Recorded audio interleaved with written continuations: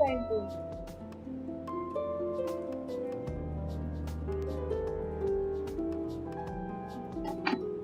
Hello, Kanashike.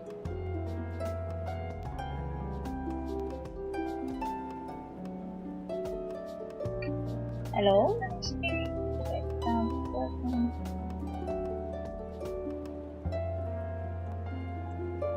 Another beautiful day when I made a homophobe. This moment when someone online is like, Nazis and the left are evil, and I am here like, are you sure about that? I mean, Nazis, yeah, but left? Since when? Kiki, what are you trying to do on this desk? What are you trying to do? Trust me now, and you can do anything.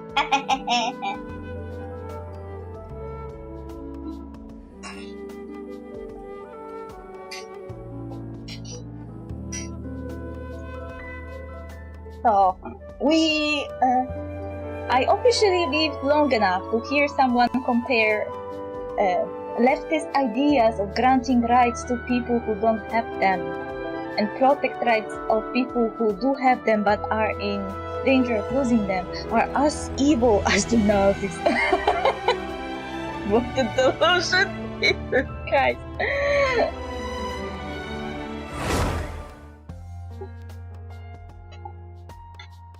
The moment when you think that people can get more delusional, they just pop out, like mushrooms after the rain, to prove you wrong. Jesus Christ.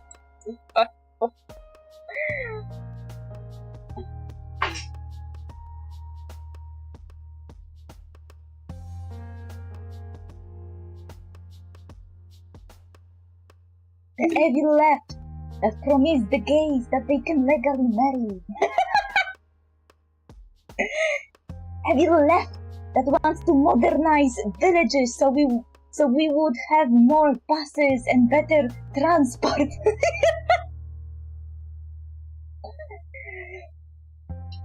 With the nest of evil.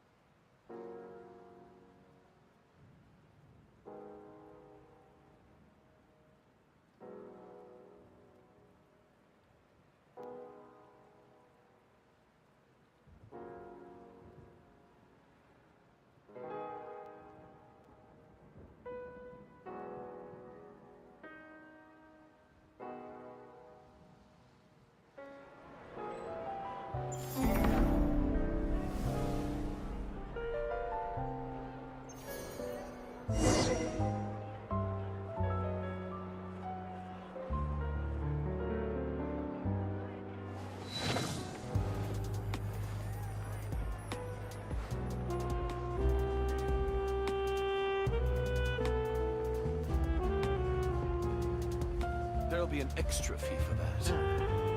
I'll think about it.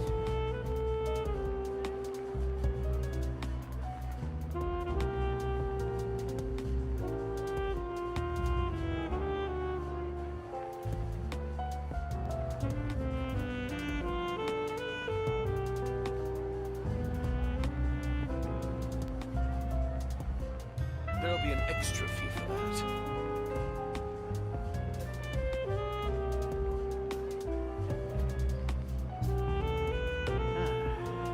I'll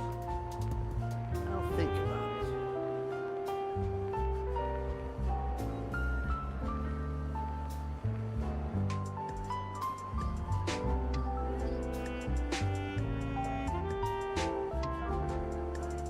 There'll be an extra fee for that.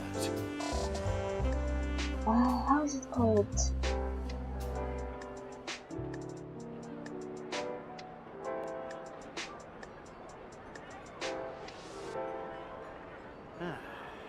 I'll think about it.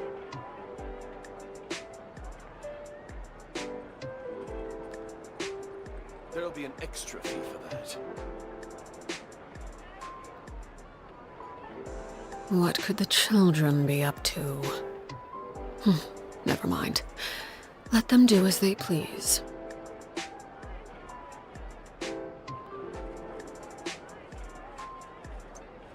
He doesn't end. I had to respond to him, but he doesn't finish. He's like, it's not a crime to want to marry legally, but your definition of rights is often vague. And I'm like, no, honey, you just can't read with comprehension. Because we are speaking about our rights in this country all the fucking time, giving examples what we want, and they don't read. They just don't read. They just don't read. That's it. That's true. They don't read. 10. That's not only a law for us. If you want to marry a guy, you cis straight man, you can.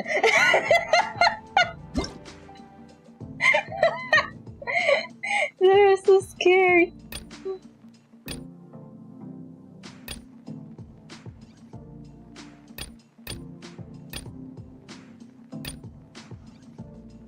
Like, homie, you can marry a guy if you want. The rights we are going to get are going to you too. The only issue is that you don't need them.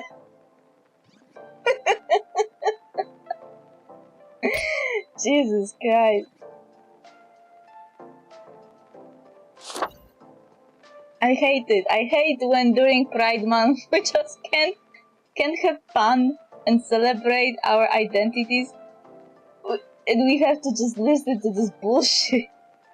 Like, homophobic people just decide that during Pride is the best time. Come out and say shit.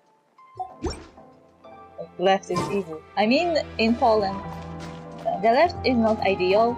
There is that guy claimed that it's far left, but the truth is that it's not that far. It's not even far left, just saying.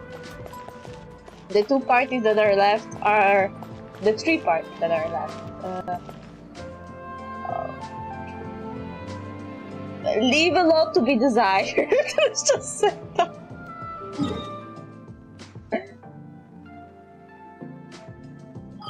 It could be better. Even in the most leftist one out of them, there are people who are transphobic, for example, or people who don't believe in climate change. And I am like, here, why are you even leftist if you think like this?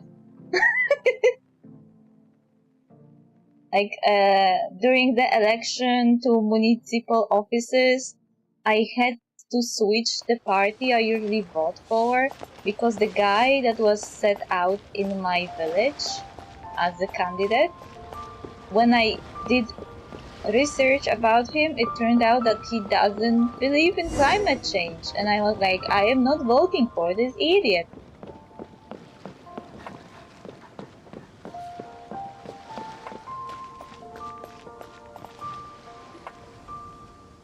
Oh no, do I really want to do this event? The chiseled face as though a classical sculpture come to life, and an unrivaled aura that surpasses common folk. You must be the commander, Lumine, of whom the rumors speak, no?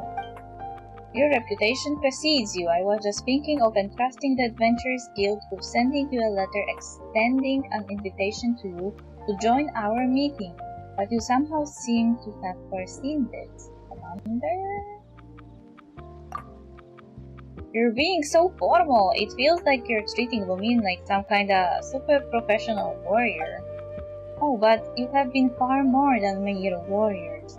You have crossed blades with countless monsters and formidable foes during your journey across 5 nations, and your exploits have been painstakingly recorded and repeatedly analyzed by the armed forces of each nation.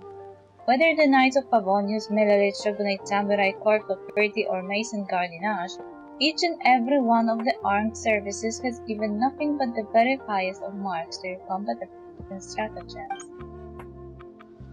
Lumine has the capability to lead from the front or command from the rear. If possible, active cooperation must be established with her. Therefore, I, Staff Officer Soothing of the Melalith Therapy, formally invites you to participate in the war game of 5 armies and assume the post of Senior Consultant Terrain. What say you to this proposal? The remuneration package for senior consultants is quite considerable, and their total daily compensation for the duration of the event will be on par with that of a Melalith surgeon. That's the Melalith for you, straight to the point, a surgeon pay, huh? Now that sounds tempting, but we still don't know what the deal is. Do not be concerned about that. I shall now present a detailed introduction of the event for your benefit. As you have seen, large numbers of monsters still roam the wilderness of Teyvat, and they cannot be eradicated in any sort of short time frame. In order to efficiently deal with the monster threat, the armed services of our neighboring nations are compiling intel regarding commonly encountered monsters, seeking to analyze the threat they pose and share knowledge amongst ourselves. To this end, the Melalith General Staff has created tabletop game pieces based on all kinds of monsters in order to simulate hostile confrontations, and from this analyze their combat capabilities to the best of our ability. For this iteration of the war game, we have invited members serving in various combat units to utilize their own radically different mindsets and perspectives to control the game pieces, finding the optimal method to suppress the monster threat. And as you are not a part of any of the armies and are a rare tactical genius, you can provide an especially valuable analytical angle, greatly increasing the scope and efficiency of our war game. Paimon thinks she gets it, so you guys are having a meeting to discuss the most convenient and safest way to deal with monsters? Now you're talking Paimon's language. After all, we have got first-hand experience dealing with dangerous bodies from all over, and we have also played lots of chess-like board games before. If we can help a bunch of countries keep the peace just by playing games like we did before, and also get a pile of morale while we're at it, does that count as a whole flock of birds with one stone? Casually gain some war, save the day! Looks like this time I might want to take things a bit more seriously. Please relax and just use the same mentality as you do when you usually confront monsters. You have earned yourself a reputation for being utterly unflappable among the soldiers of every nation. The board is ready and we can begin the simulation at any time. Let us witness the unique strategic prowess possessed only by a genius commander such as yourself.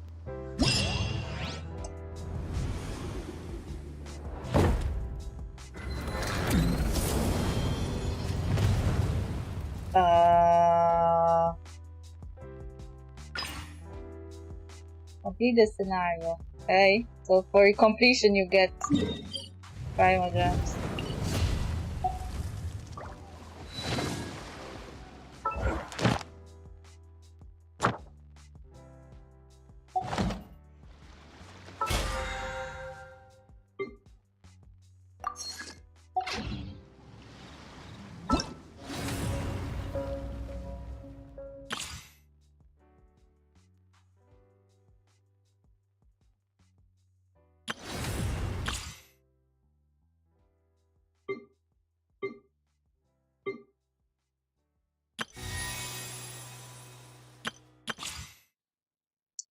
No, I wanted to do this.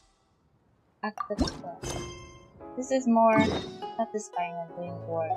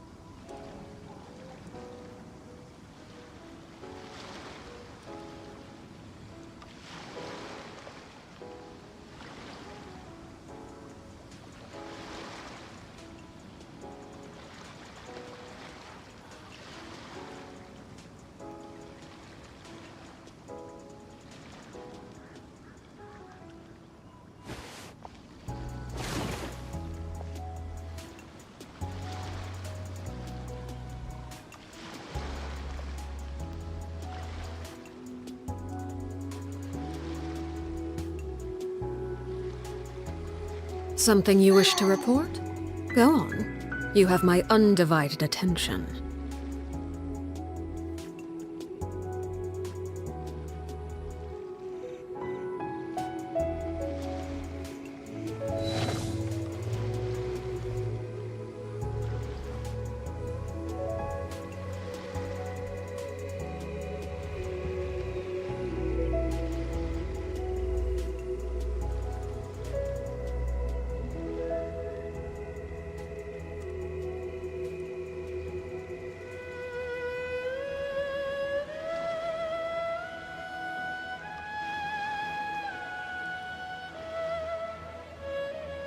Where's that story next? I'm not interested in that even anymore. I forgot what it was, and now that I know, I am not interested. I didn't play Mechanicus for a really long time. It's boring. Huh? Do you also see Navia and Clorinde over there? Yes, please. They look like they might have run into some kind of trouble. Let's go check out what's going on!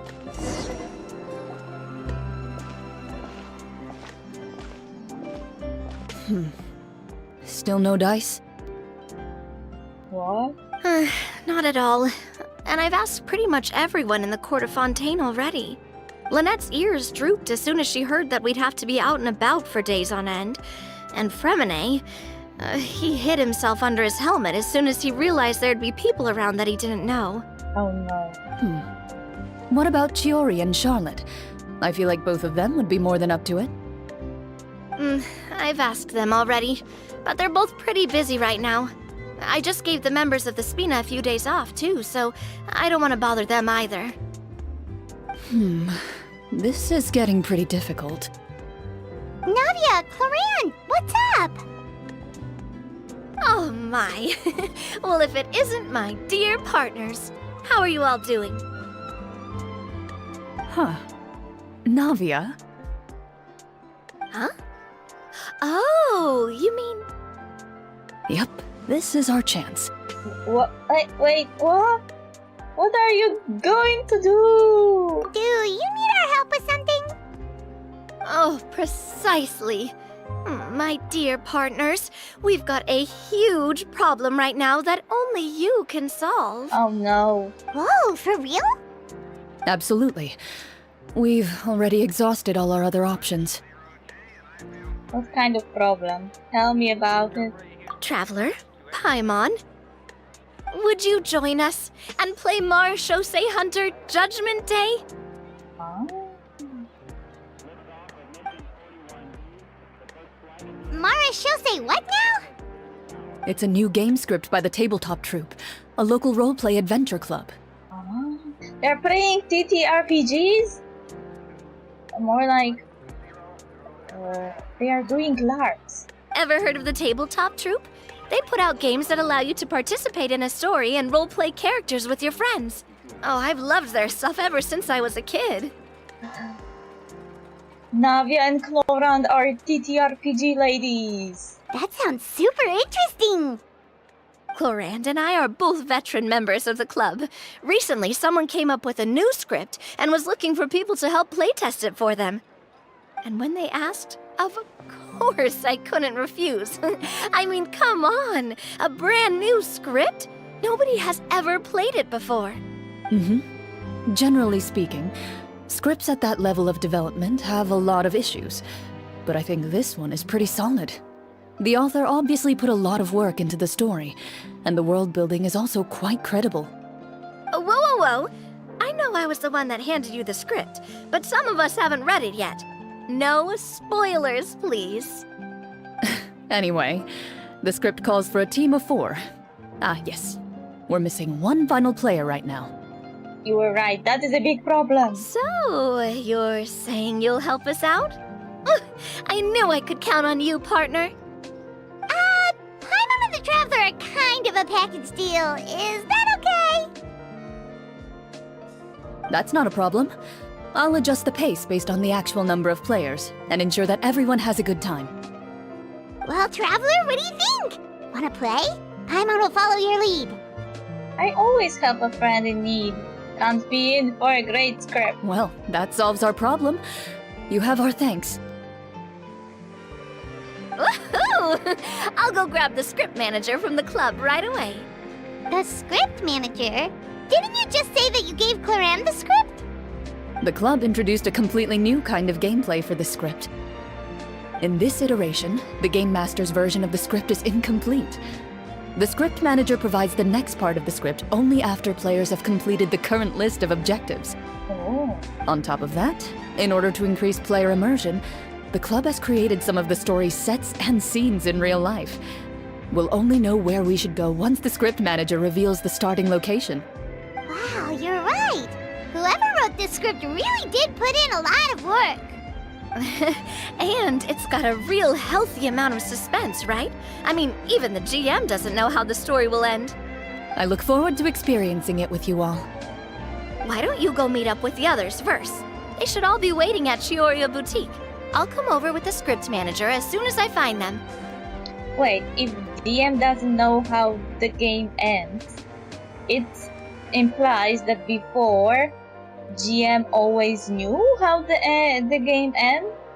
But that's not the true TTRPG if people can just mess around and destroy GM's plans. And with GM having to literally come up with ideas on the fly. Sounds good. Remember to always watch where you're going, and don't rush. You say that like I'm 6 years old or something. Huh. Let me think. What kind of character should I play this time? I just hope you'll pick up some useful skills this time. Oh, and stop trying to persuade every animal you come across. Oh, kitty. Silent mom.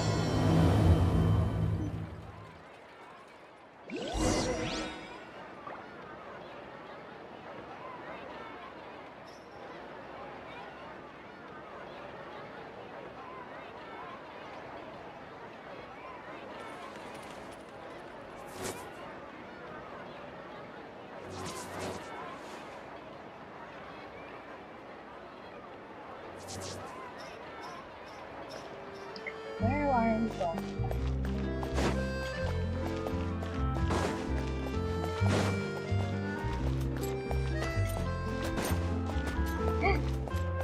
Lily! Sorry to keep you waiting. You're back! Huh? And you've got the Traveler and Paimon with you too! What a pleasant surprise. I assume you'll be joining us for the game then? He is in his simping mode. so quickly. Linny, Farina! Paimon didn't know you were playing too! Are you also members of the tabletop troupe? Hey, if Lini is gunning for the Traveler regardless of gender, and he is also the next king of the House of the Heart, doesn't it mean that he's susceptible? Like, he is at a disadvantage here. Like, Lumine or Ether just need to make big eyes at him and he will do everything they want.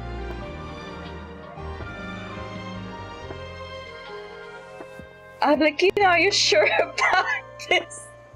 Are you sure you can leave the house to Lini? He is folding like a chair, like a lawn chair. Hey, you two. I'm more of a casual member, if anything. I haven't taken part in many formal club activities.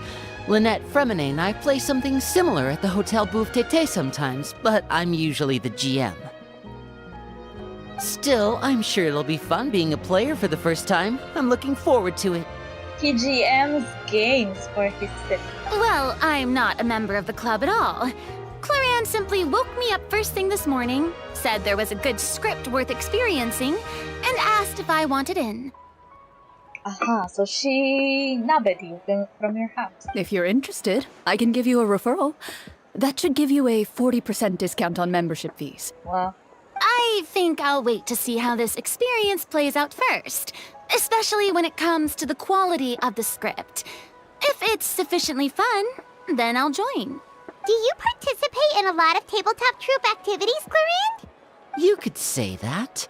She's actually one of the few senior game masters of the troupe. Clorinde, the TTRPG master! Right. I knew about that even when she was still my subordinate. It's nothing. Really, just a small hobby of mine. That's good. Don't let others make you feel conscious of this, self-conscious. This is a good hobby. Don't mind it. Wow. Paimon's so used to seeing you be all upstanding and intimidating as the champion duelist. It's kind of hard to imagine you role-playing with a bunch of friends. So, if we have a problem with any of the rules, do we have to submit a duel request to you? Surely you jest. I would never intentionally make things difficult for my players. I maintain a clear boundary between my professional and personal lives. The me you see at court represents the law and order of Fontaine. I put all personal feelings to the side and grant a fair duel to all who seek to defend their honor. But in my personal life, I'm just an ordinary person. Someone who feels anger and sadness, just like everyone else. Well, you say that, but for all the time I've known you, I don't think I've ever seen you cry. I've seen you get angry, sure, but now I'm wondering whether you were actually mad or if it just looked that way from the outside. I was probably in work mode during those times. Is that so? Well, in any case, I just feel like even in your personal life, you don't get emotional very often. So you want to see me cry? That might be a little difficult. A show of anger, though, that might be something I could accomplish. No, that's not what I meant.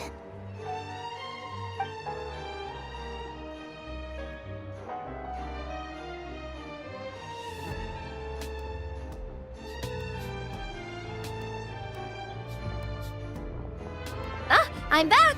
Here, allow me to introduce you to the script manager, Mr. Florian. What a flamboyant hat! Pleasure to meet you all. Hello. Wait, are you a champion duelist too, Mr. Florian? Oh, no. This is just the costume provided by the club. I occasionally play a few of the roles in my scripts. That sounds like a lot of work. It's nothing. It's the least we can do to give the players a more immersive experience. Anyway, allow me to give you a brief introduction of the script. This script was adapted from the real history of the Marechaussee Hunters. You all will play the role of hunters from a bygone era and resolve a series of events unfolding in the capital. Paimon's not super familiar with the history of the Marechaussee Hunters. Is that a problem? Oh, no problem at all. I can give you a brief rundown. So, basically, Marashose hunters were people who dedicated themselves to hunting monsters and protecting the city by using a special swordsmanship technique passed down over generations. Their story can be traced back to the ancient Remurian dynasty, as well as the first hunter, Cassiodor. Cassiodor, I know this name. But I'll leave the finer details for you to seek out and discover later. And I'll provide additional commentary as the story progresses. Wasn't Cassiodor the cat we met last time? During the last story thingy. In that case, brave hunters, are you ready to set out on an unknown adventure? Whoa, just one sentence and it's like we're in the story already! Aha, I see many a determined gaze before me. Very well, head over to this location and begin your heroic journey. So, as we follow the story, it leads us to specific scenes? Ooh, sounds pretty innovative. What does the message in the envelope say? It's the exact location of the scene, as well as the formal permission to use the venue. Seems like they have everything prepared. Please check all your belongings, everyone, and make sure you haven't forgotten anything. Once you're ready, please follow me to the designated location. Sounds good! Hunter Squad, move out!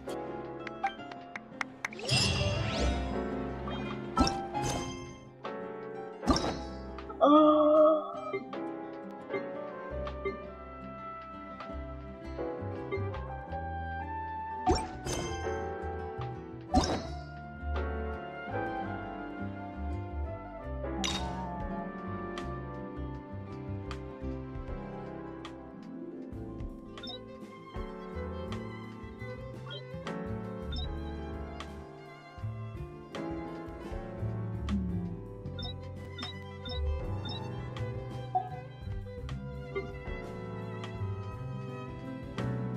Okay, so it looks like we don't have access to that story because it was not archived. Sad.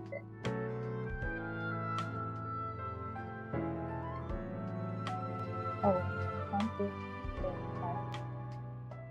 5. 1, 2, 3, 4, 5. 1, 2, 3, 4, 5, 6, 7.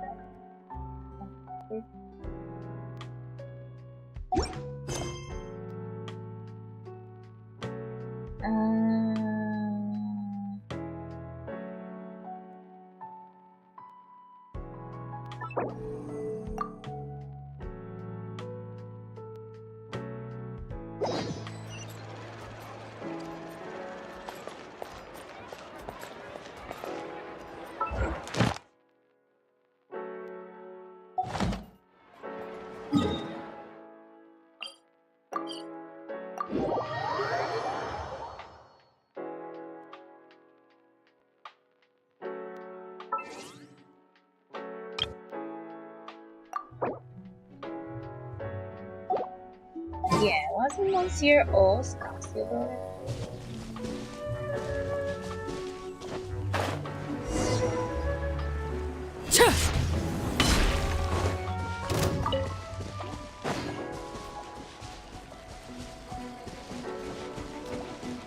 Laid bare.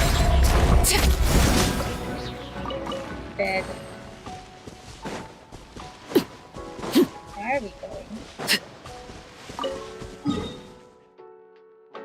Why so far away?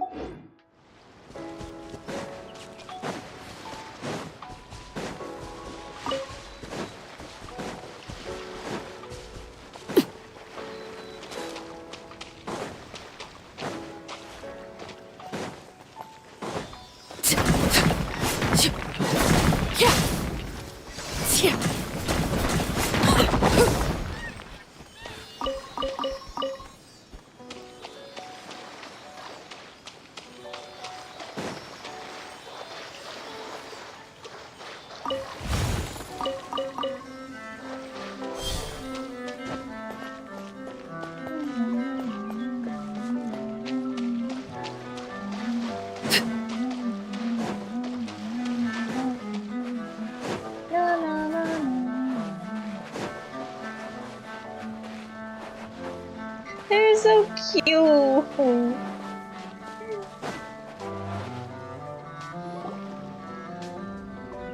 Whoa, they really have thought of everything.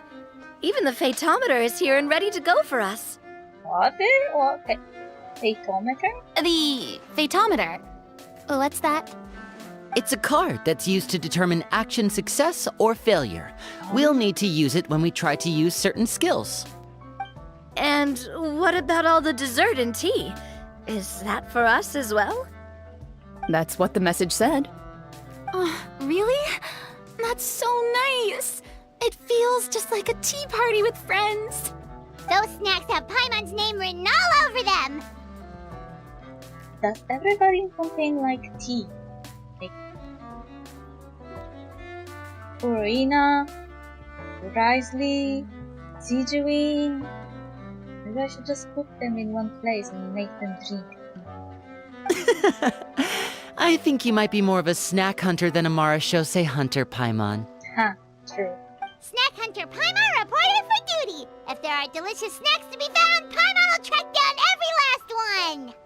The desserts are great. But I'm still looking forward to the story more than anything. Very fair. Then, let us begin. First, please pick up the blank character cards in front of you and write down your name and profession. You can find an abbreviated version of the rules printed on the back of your character card. If you have any questions, feel free to ask me. In this story, everyone is a Marachose hunter. To reflect this, the club has prepared a small badge for everyone. Ooh, nice. As hunters, you have proficiency in swordsmanship and fighting by default, so there's no need to allocate any additional skill points to those areas. We are playing D&D by Taven standard. We have proficiency in swordsmanship and fighting. Swordsmanship? So there's a fighting part to all of this? Paimon's not sure she can do all that on her own. Maybe Paimon can just stick with you? Why don't you share a character card then? The Traveler will be the Marachose hunter, and you can be her little floating assistant. Kinda like in real life. Yeah, exactly. So, for the name, do I fill it out with the name of my character? Yep, it can be any name you like. You can use your real name too if you want. I do that whenever I get too lazy to think of a new name. Oh, so it would be like experiencing a different life, but still as yourself. That's not a bad idea. In that case, I think I'll continue to use the name Linny then. Next up is the skill sheet. You have a limited amount of skill points that you can use to learn a number of skills.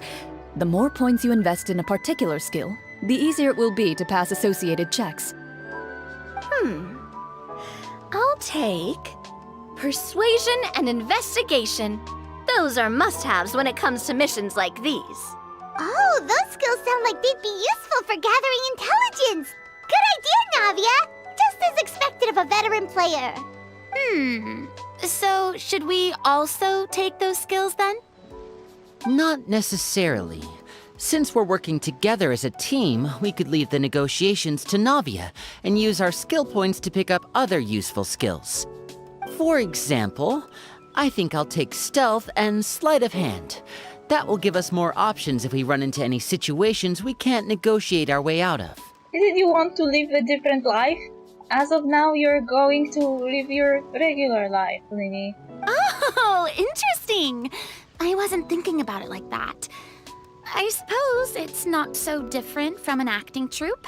Everyone has their own role to play. Let me see. I'll take arts and performance. I'm not quite sure what use they'll be, but I'm not as knowledgeable about the other skills, and I am not too confident I'd be able to roleplay them well. Well, that leaves us. What do you want to learn, Traveler? Learn insight. Oh, something that'll help you get a read on other people's thoughts. Sounds useful. And cooking medicine.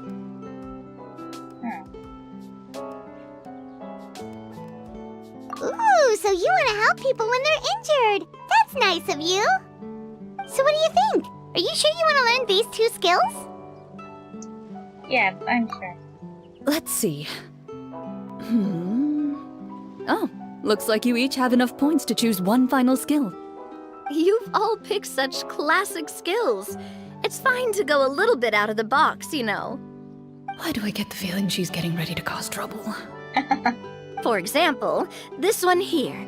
Summon. Doesn't it sound super mysterious and cool? Oh, I saw that one just now as well. The description says, this skill can be used under certain circumstances to summon characters or creatures that fit the script's world-building rules. The script's world-building rules, huh?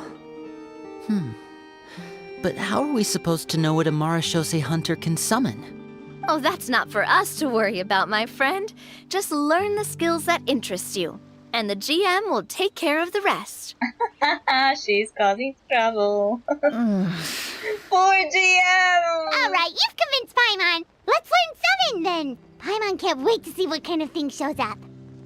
Well, now that everyone's more or less finished creating their characters, we can begin. Since 2 of our players are doing this for the first time, though, let me ask. Would you like to play on easy mode or authentic mode? What's the difference between the 2? Well, in role-playing games, the story sometimes changes based on the decisions of the players and the results of the Fatometer.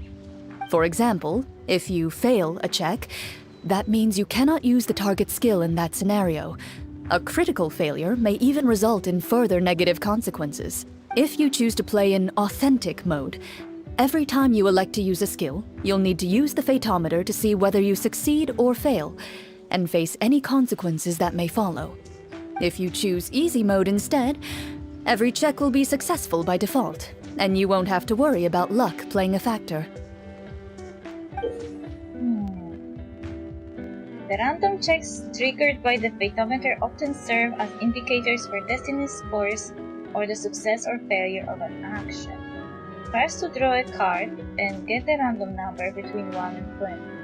If the number displayed is greater than or equal to the check difficulty, you will pass this check, otherwise you will fail it.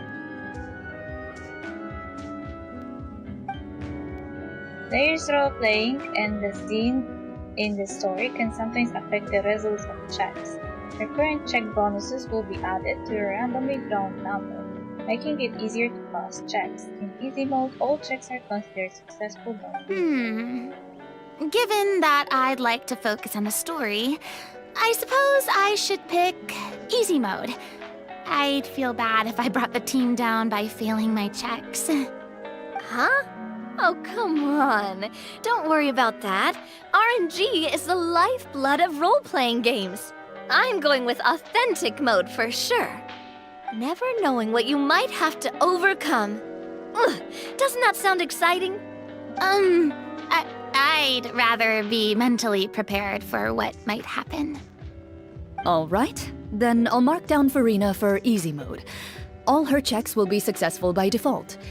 As usual, Navia and Linny will play on authentic mode. What about you, dear partner? How would you like to play? So this is like individual for everybody? So Urina doesn't have to play on authentic mode if she doesn't want to. That's nice. I would like to pick authentic. Are you sure? Yes, I'm sure. Trust me, you'll see the beauty of RNG. Honestly, I don't think Clorinde would make things too difficult for us no matter what the Fatometer says. Isn't that right, Clorinde? No promises. That wasn't super reassuring. Well, anyway, enough talk. Let's get started. I want to experience at least a good chunk of the story today. Speaking of the story, why is the beginning scene on a beach? Well, that's because a long time ago, back when human civilization was still in its infancy, powerful demons and evil sorcerers ruled over the land.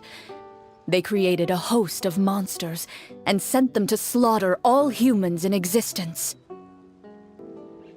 I wonder how how real is this setting? Like how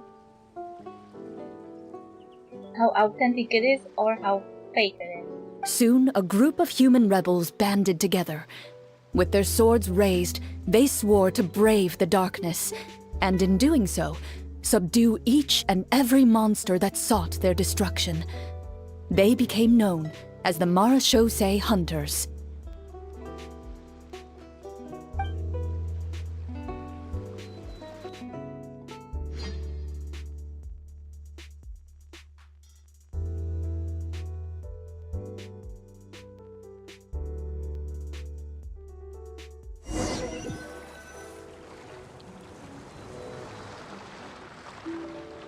Sometime later, as a member of the Marachose Hunters, you receive a commission.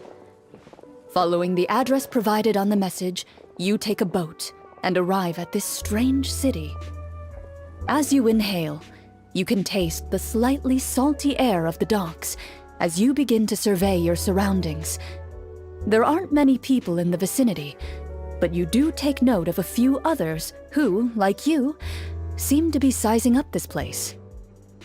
Your eyes meet, and you realize these people are fellow Marachose hunters, likely led to this location after receiving the same commission as you. That's us. You're all Marachose hunters too, right? Allow me to introduce myself. The name's Navia, monster hunter by trade and helpful neighborhood businesswoman on the side. Huh. She looks so cute on this little picture. What say you to traveling together? We can help each other out on the road. Okay, count me in. Lini. Lini looks like a true rogue. My name is Linny. I've been wandering since I was little and picked up a few less than legal tricks along the way. I was adopted by a Marachose hunter and later chose to follow in his footsteps. That sounds suspiciously like your real life, Linny. Is this where you introduce your character to everyone? It sounds like they've done this dozens of times. My name is Farina, and, I grew up in a noble family. I always had a strong interest in performance and the arts. Even though I'm a Marachose hunter, what I really want is to be a performing artiste. Uh-huh. So she's a bard. She's a bard. Hey, that's really cool. You can do it, Farina. That's exactly how it's done. Paimon is Paimon, a good friend and companion to this Marachose hunter right here. Paimon is also so cute in this little picture. I've been studying medicine ever since I was a child. I want to do my part to eradicate these monsters and use what I've learned to heal others. Well, I am a doctor, or kind of like a researcher doctor. That's so cool. And I have a little bit different clothes than the rest. I don't have a hat. That's sad. I want a hat. Oh, welcome, welcome. When we face the monsters, I'll make sure to charge in front to give everyone some cover. You can take care of the healing at the back. You open your envelopes at the same time. The message reads, "To the honorable and trustworthy Marachose hunters, our kingdom is currently facing a grave crisis. The lands outside the capital have been overtaken by monsters, and our people are being led astray by forces of wickedness. We beseech you, please help us resolve this crisis and return peace and stability to our home." Huh. The layout of this city looks super familiar. It kind of reminds Paimon of Mondstadt! Because it is Mondstadt. The scriptwriter must have used a real-world city as a reference when coming up with the map. As experienced hunters, the layout of the city reminds you of places once traveled. You recall the sight of tree-lined streets and the gentle tranquility of days gone by. Yet, as you regard the city in front of you, it appears to be little more than an empty shell. Its hollow gates are open to you, beckoning you to come forth and bring salvation back to the town. I carefully read every line of the letter and turn my attention to the signatures at the bottom. Who issued this commission to us? You see a long string of unfamiliar names. It would seem that many of the residents of the city issued this commission together. They sensed that things were not right within the kingdom and sent a distress signal to the outside world. In that case, why don't we take a walk around the city and see if we can learn anything from the local residents? Oh, good idea. We might be able to get some leads on the monsters and bad guys we're after. You look up and see a tavern nearby. It appears to be open for the day. Why don't we go check out that tavern? If the novels I've read are anything to go by, taverns are usually full of information.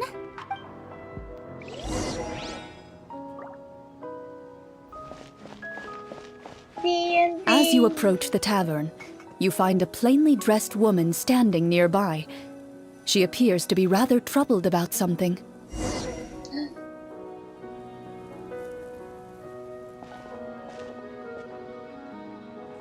Greetings, friend. Lovely weather we're having today, don't you think? That must be really weird if they see Clorinde instead of NPC. Oh, hello. I suppose you're right. The weather today is quite lovely.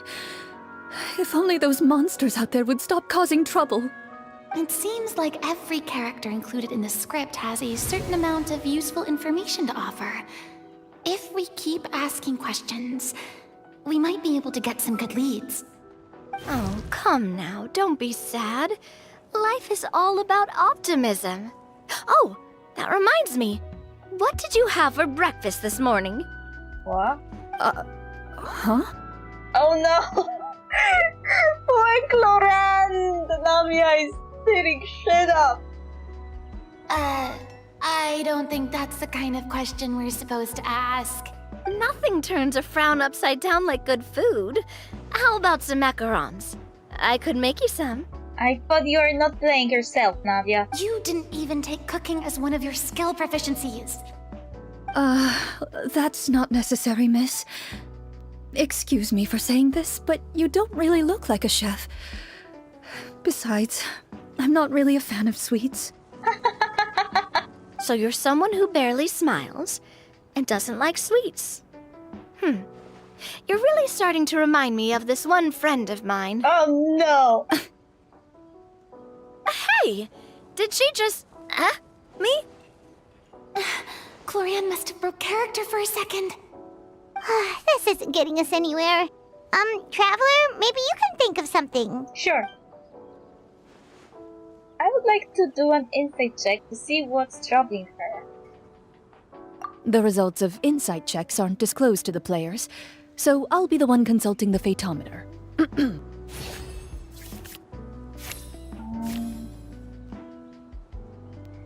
You recall all the lessons you've learned in your time and begin to carefully observe the woman's mannerisms.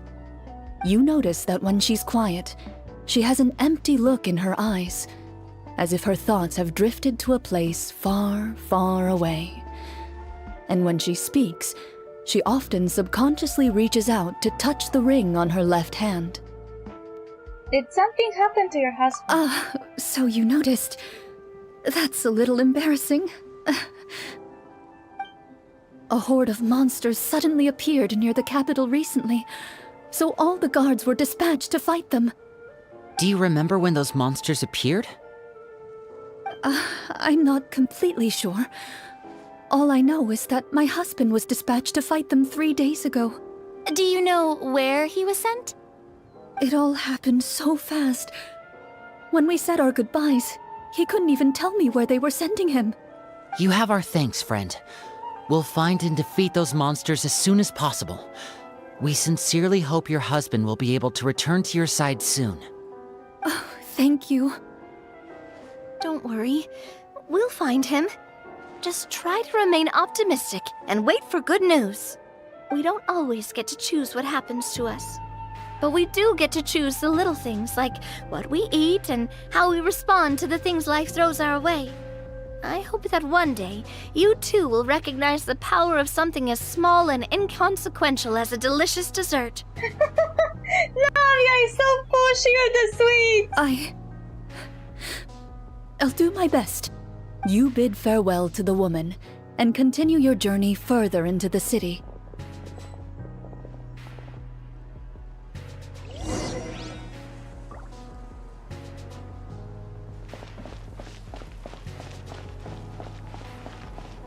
As you venture further into the city, the streets appear largely empty. An elderly woman walks past. You see her shake her head as she puts away her wrinkled wallet. A nearby merchant folds his arms and gives you a disdainful look. You get the impression that he's someone who has long gotten used to the sight before him.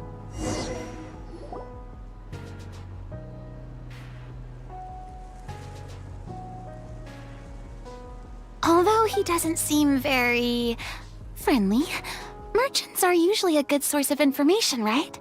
Pardon me, sir. I'd like to ask a question if I may. That depends. How much are you willing to pay?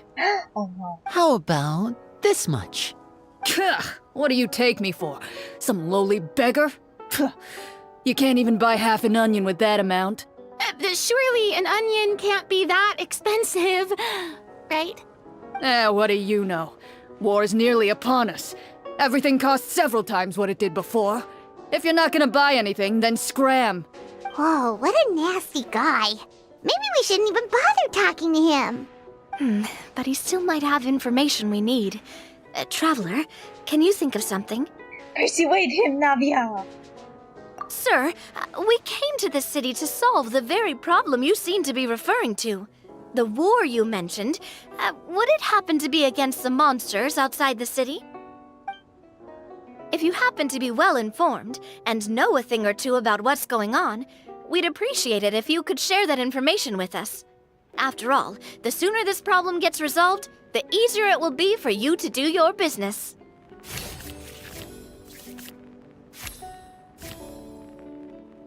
She nailed it.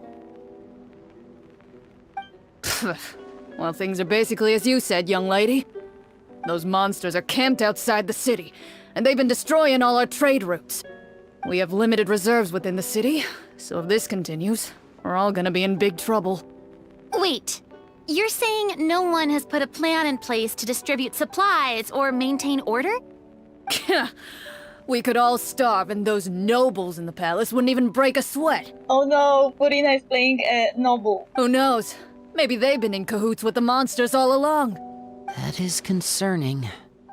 All right. That's all the information you need, right? Off with you now. I've still got business to do. You know, if you smiled a little more, you'd definitely get more business. And I bet that would make your life just a little bit sweeter. I'm not saying it's guaranteed to work. It's just a tip. That was unsown side advice. I am surprised that the guy didn't get angry. Should we try to go somewhere with more people? Oh, how about the city square? Follow me.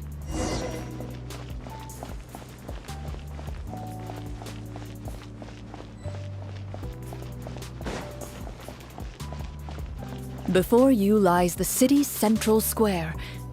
You see a man with a slightly anxious look on his face, pacing back and forth, his head hanging low.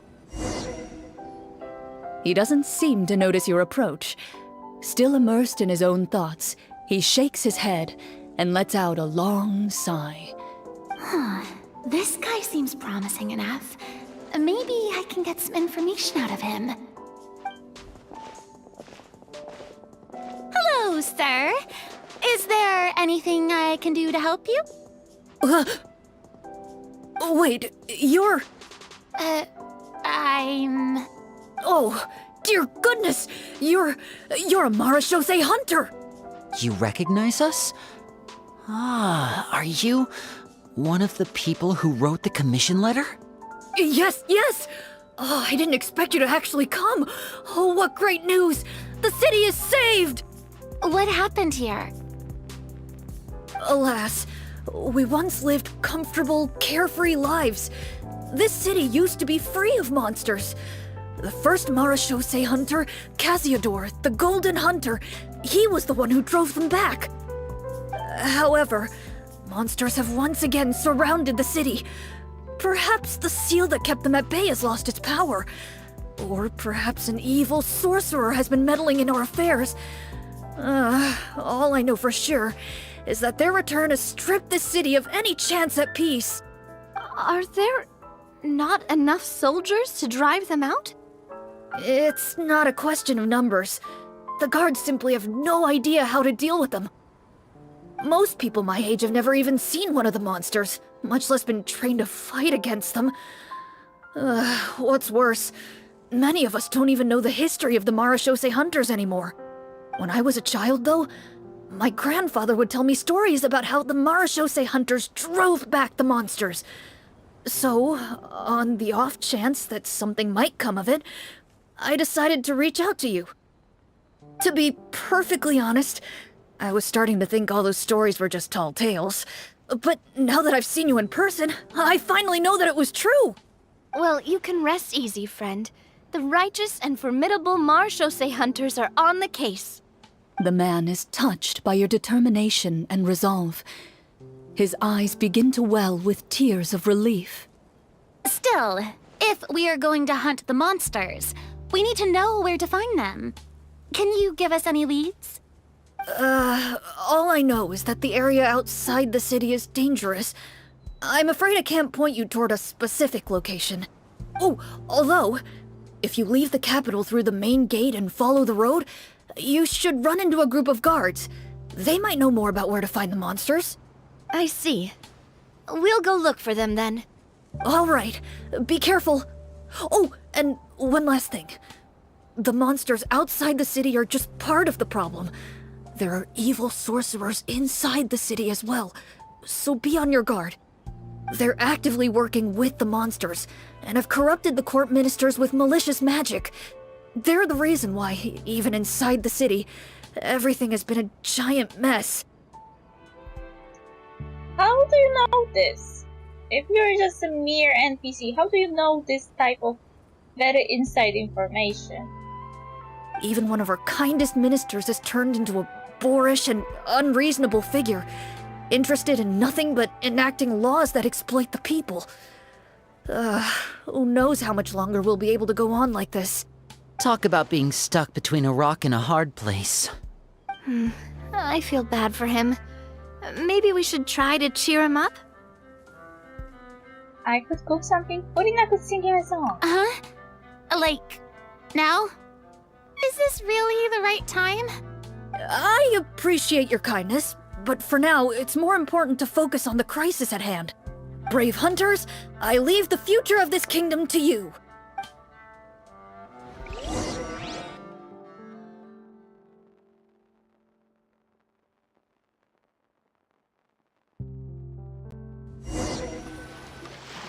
If I understood correctly, there are currently 2 problems in the kingdom that need solving, right? Exactly. We need to defeat the monsters outside the city and take down the evil sorcerer stirring up trouble from within. But which problem should we tackle first? Well, this seems like a good moment for a break. Take some time and discuss what you want to do. Let me know when you've made your decision. I really didn't expect the people in the city to keep us at arm's length like that. I totally thought the hunters would be treated like heroes. Well, Clorinde said the script took cues from the real history of Fontaine, right? Maybe the real-life Marashose hunters were also treated like that. I wouldn't say it's a perfect representation of history, but there are definitely some similarities. Would you like to hear more about it? Sure. As long as it doesn't spoil anything in the script. You brought up bits and pieces of the hunter's history before, but it was all in passing. Paimon wants to know too! The hunters were super powerful, right? Were they all from a special line of supernatural beings or something? Kind of like the yokai in Inazuma? No. All Marashose hunters were ordinary mortal fighters. The only thing that set them apart were the special sword techniques passed down over the centuries. Huh? So you mean anyone could become a Marashose hunter? In theory, yes. All you would need to do is survive the rigorous training and master the swordsmanship techniques required to fight the monsters. Still, most people dropped out at the early stages, and others called it quits the minute they saw a monster in person. To become a hunter, you must be strong in both body and mind. What kind of monsters did the hunters fight exactly? Oh, and the evil sorcerer the script mentions. Did they exist in real life too? The land of Fontaine once played host to an ancient dynasty known as Remuria. After that dynasty fell, monsters began to appear, intent on obstructing humans from establishing a new social order.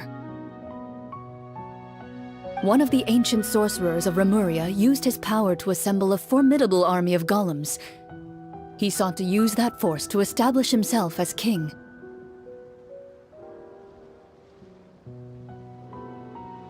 Wait, what? So the sorcerers existed? Now wait a second. Don't tell me that guy was the inspiration for the evil sorcerer in the script. We still haven't found any in-game information on him yet. So, why don't you talk about someone else for now? Well, I wasn't planning on going into anything you might be able to find out in the game. But if you want me to talk about something else, then... How about Casiodor, the Golden Hunter? Or Egeria, the ex-Hydro Archon? Wait, but those people are all from a super long time ago.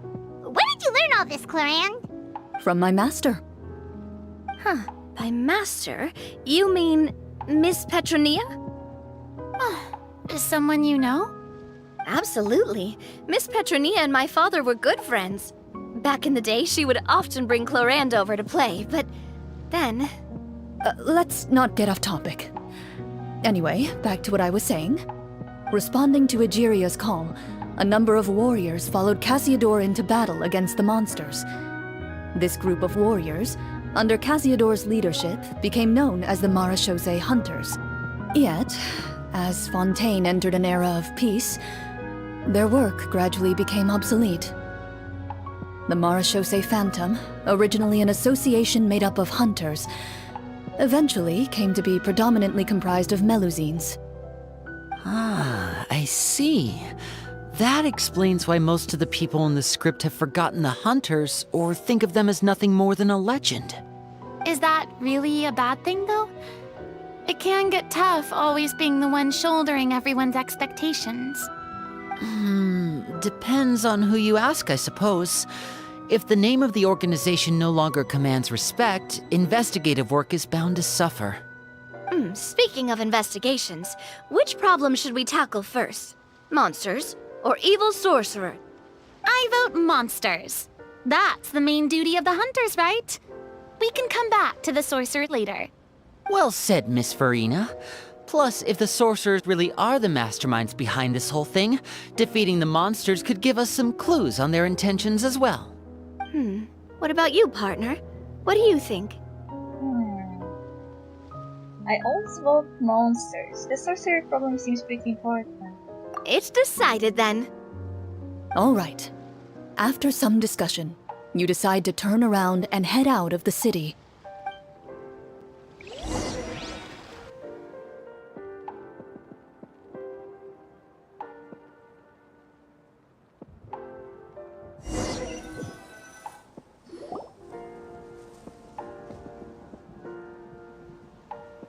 Let's take a look around, like that guy said.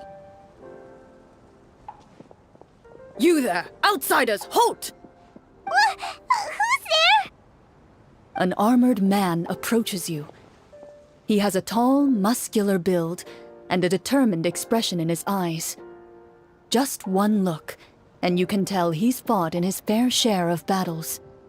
Although he's trying his best to conceal his current state, his uneven gait and the sweat dripping down his forehead make it obvious that he's been wounded and is in serious pain. I'm the captain of the guard. I saw you sneaking around the city earlier, so I'll only ask this once. State your purpose, or it's off to the dungeons for the lot of you. Wow, it's been a while since someone's been this suspicious of us. I said talk, not whisper between yourselves. Have you ever heard of the Marchese Hunters? Marachose hunters? Ha! That fairy tale, you mean? What, do you expect me to believe you're one of them? I would like to do a medicine check to see if I can help him. We're counting on you, Navia. I would like to do an insight check to tell what he's thinking.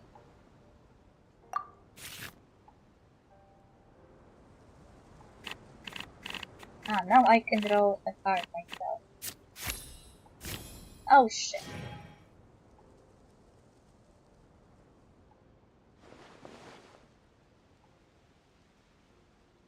With some suspicion, the captain allows you to survey his condition after you announce yourself as a trained doctor.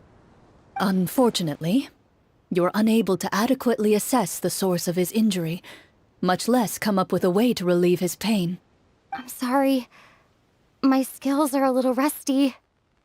Oh no. Well, this is no ordinary wound. It was inflicted by a monster. Now tell me, are you truly a Marachose hunter? He regards you with suspicion for quite some time, before shaking his head. Perhaps he's finally accepted that you're here to help. Well, probably killing him was a good indication. Sir, we were indeed in the city earlier, but our purpose was only to gather information on the monsters. We're here to help the city and all the people within it.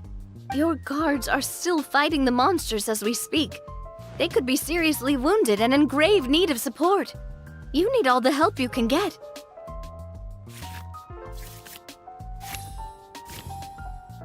Navia barely nailing it. The man regards you with doubt and concern. After a period of inner struggle, he lets out a long sigh and informs you of the locations where the monsters have appeared. Some of our new recruits have never even dealt with a petty thief, and now they're out there fighting monsters. If it weren't for this cursed leg. Oh, please, sir. Don't get too worked up. You need to focus on your recovery. Just leave the monsters to us. We're Marachose hunters after all. Hearing you say that, a glimmer of hope flashes in his eyes. But it disappears almost as quickly as it came. Those monsters aren't easy to deal with. But if you insist on going, I won't stop you either. I just hope all the guards will be able to come back to their families alive. I wish you the best of luck.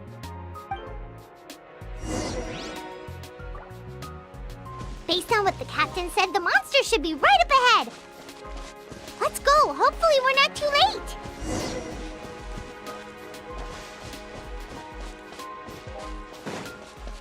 As you approach the battlefield, you see numerous people lying by the side of the road. They appear to be dressed like guards. Their faces are filled with desperation and terror. Some are screaming and cursing in vain, as if still trying to banish the monstrosities they saw from their minds.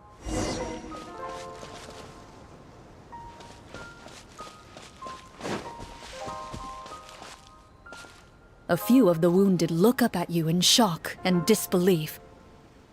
"Quick, leave this place! Turn around and don't look back!" they yell.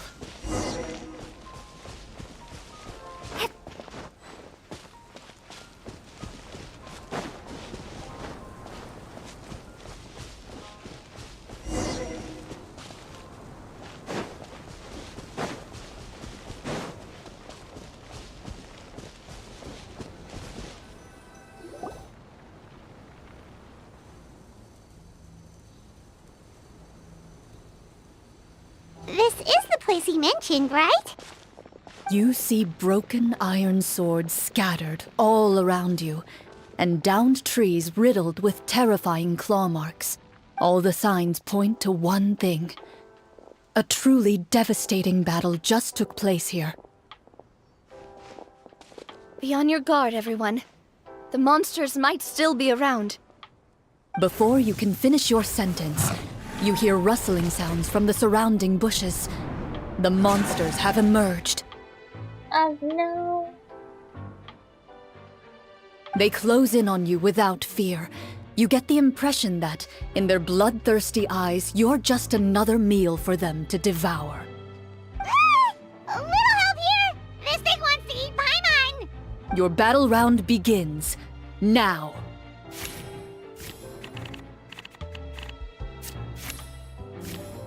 Ah, damn it.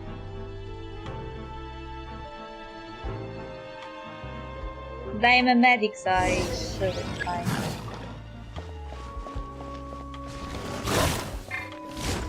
Propagate!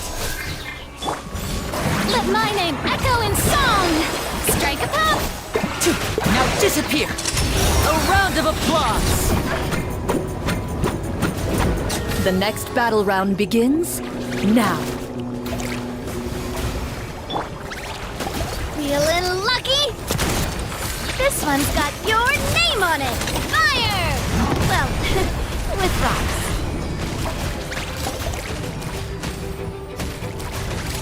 Umbrella warfare, I guess! The monsters let out a terrifying roar of anger and resentment before dissipating into thin air. Ugh, thank goodness it's over. We're lucky the Marashose Hunter class came with all those preset skill points.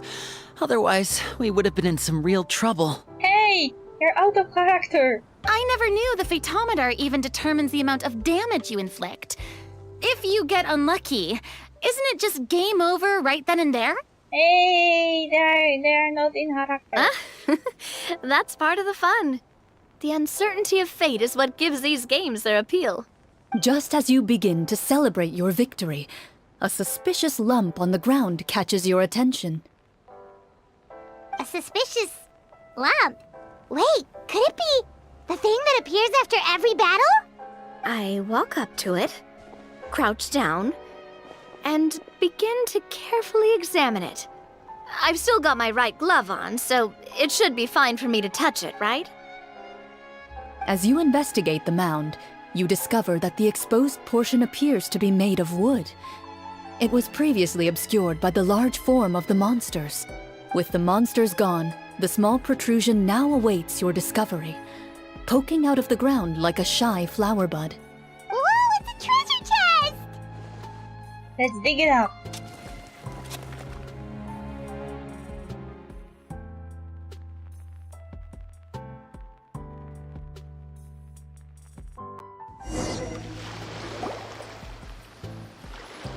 With everyone's help, you successfully excavate the wooden chest from the ground.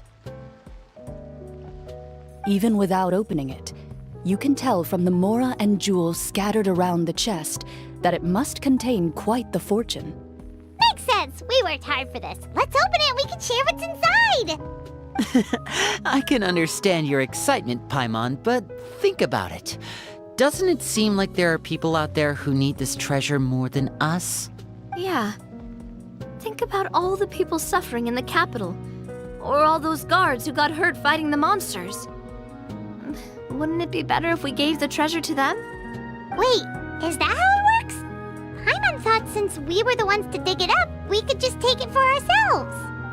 Well, let's put it this way. Any decision you make during a role-playing game can impact the future course of the story. But would the people really believe us? It's hard enough for us to prove we're Marashose hunters. What if they think we procured the treasure illegally? They might get even more suspicious of us. That's definitely something we should consider. Maybe we can come up with an explanation in advance. Well, if donating it could cause that much trouble, why don't we use it to buy some gear and fill up on good food? Then we'll be ready to fight even more bad guys. Looks like you're facing a difficult choice once again. Well, it's getting late. Why don't we call it a day for now? Wow! Where did the time go? I'm not sure if it's because I'm having so much fun with you all or because the story is particularly enticing, but I feel like I could almost keep going. Here, here! Ooh, how about we play through the night? I'm not sure I'll have enough energy for that. Yeah, that won't work for me either. Lynette will give me an earful if I get home too late. I understand how you feel, Navia, but we have to change venues for the next part of the story anyway. Huh? Another location? Mm-hmm. There's a special note for the GM at the end of this section that says to proceed to an indoor set for the next part of the script. Whoa! They really pulled out all the stops for this new script. Well, even if we end the game for the day, we can still stay a little longer and hear Clorinde finish her story, right? Paimon wants to hear more about the history of the Hunters. Something tells me you just want to finish the free desserts before we break for the day. That's just a coincidence, okay? Besides, to Paimon, not finishing free food feels even worse than having to buy her own. And anyway, Paimon really does want to hear more about Clorinde's master. Well, If the story doesn't have a happy ending, it's okay not to finish it. It's nothing. I appreciate the concern, but it's all in the past. It won't do any harm to share these things now.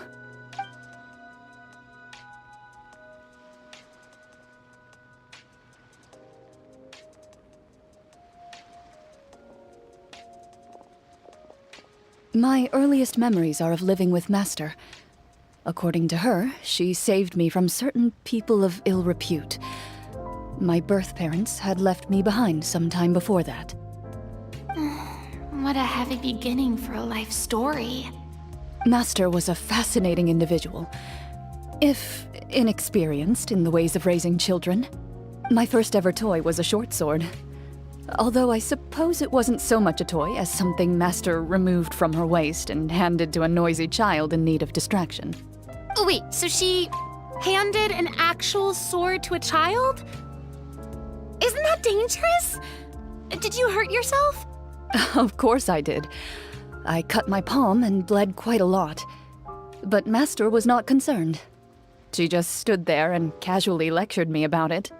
See, that's what you get for not holding the sword properly, she told me.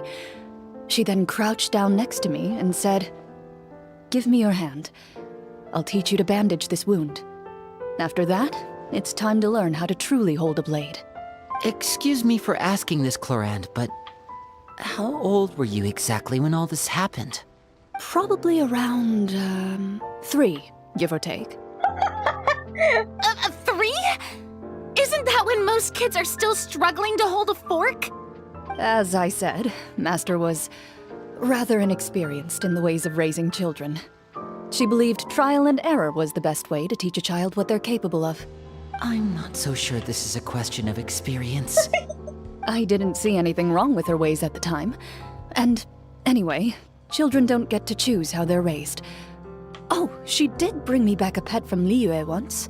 It was a Geovishap hatchling. A Geovishap hatchling? For a pet?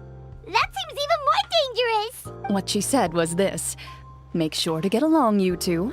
If you really can't agree on something, just settle it with a fight. Whoever loses is the real pet. And how old were you when this happened? 5.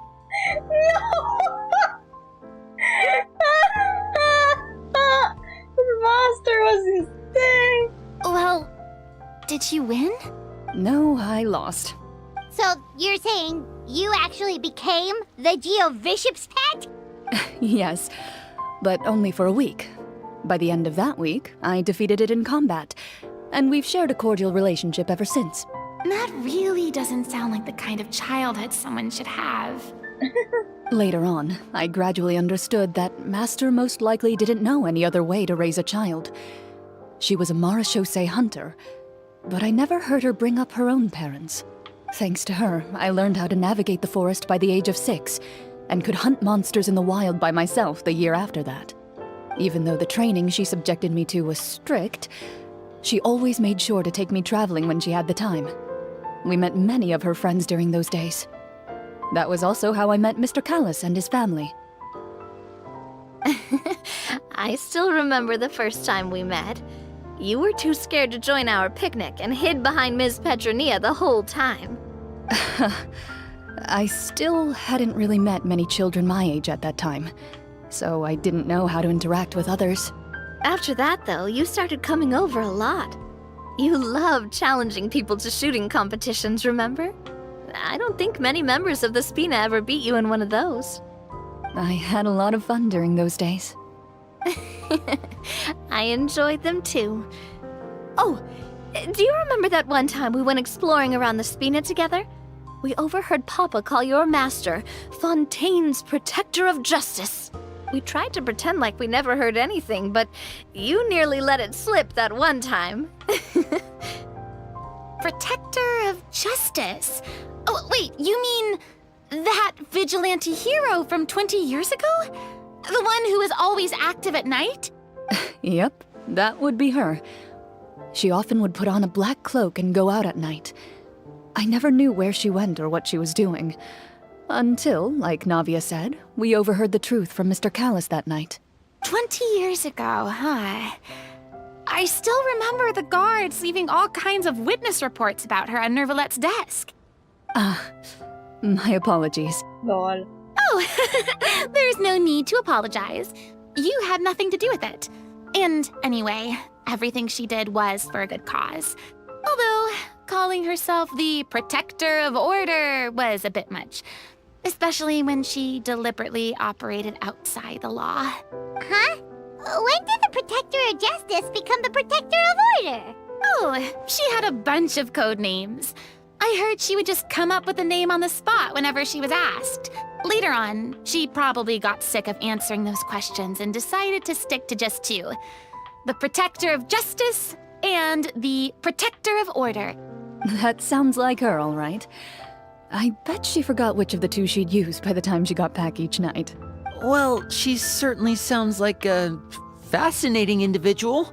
With her strong sense of justice, it's no surprise her student followed in her footsteps. Nini, you're the one to talk. Your master is terrifying. It's true. I always wanted to become like her. Someone powerful, independent, and with a strong sense of conviction. But... She suddenly disappeared the night I turned 10 years old. Disappeared? What happened? I have no idea. She didn't even leave a note. I was never able to find out where she went. That night, I was celebrating my birthday at Navia's house. But Master never came to pick me up. When I returned home on my own, it was to an empty house. When she still didn't appear after a few days, I went to Mr. Callis's house to ask about her whereabouts. But he only shook his head. Papa probably didn't know either. I know he sent a few people to investigate the matter in secret, but they never found any credible leads. Don't worry, I understand. To be perfectly honest, given Master's personality and way of doing things, it all made a lot of sense. If I had to guess, I'd say she probably used it as an opportunity to force me to become independent. Just like how, when a litter of kittens reaches a certain age, the mother willingly leaves them behind. Were you upset, Clorinde? I was at first, but not anymore. I don't believe Master would suddenly disappear for no reason. There must have been something she just had to do.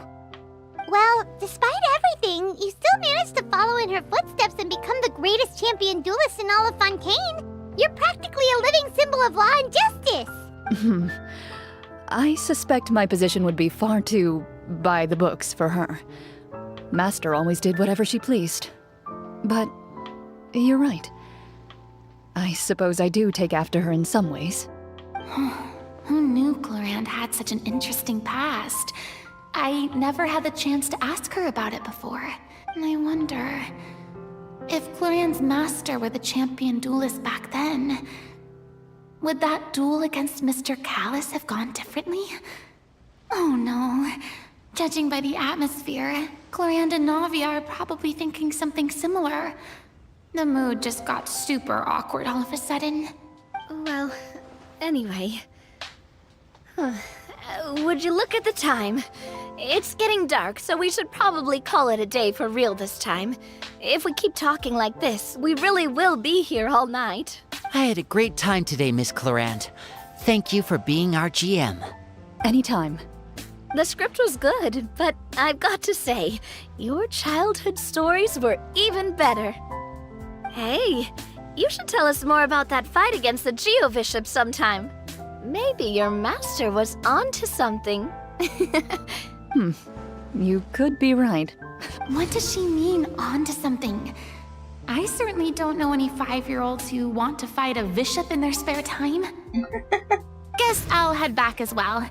I need to save my energy if I want to continue enjoying the story tomorrow. You're that excited to hear about my fight with the bishop? I was talking about the script.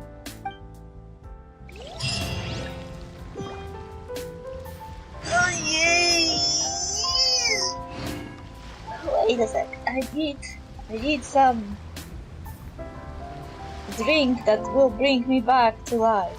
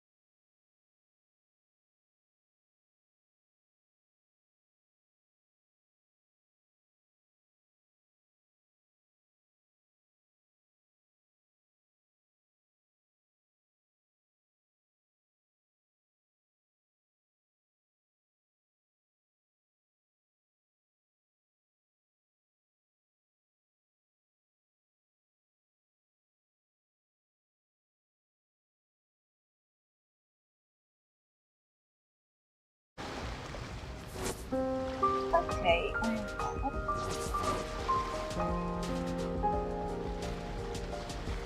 You can listen to anything.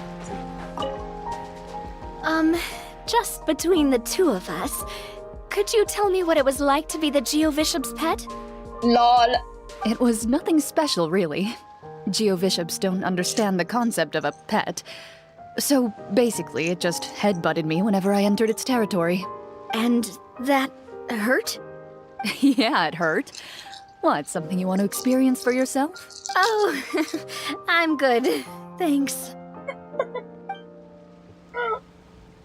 What the fuck?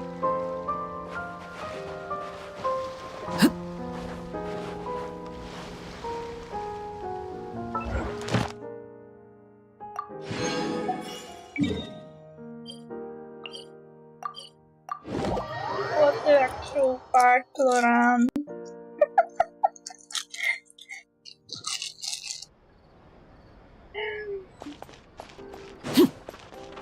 Ad Astra at.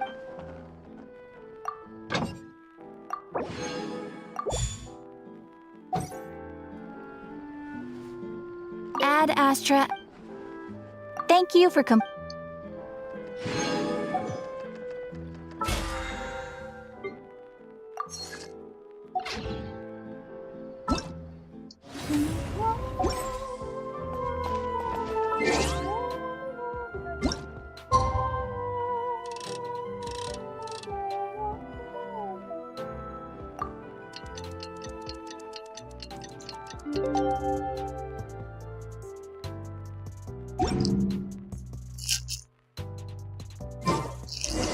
Let's go meet up with the group! Paimon's really looking forward to today's story. Exactly. But none of them believed me. Okay, where to now? To the place where I have known.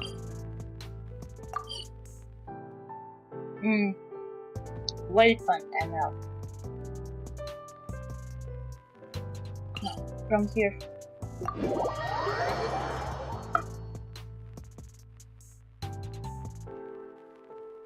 Also, apparently there's a mission I forgot about.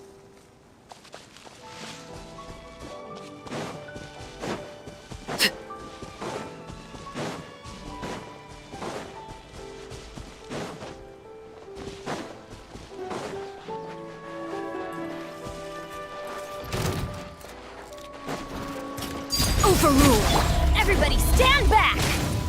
Not now.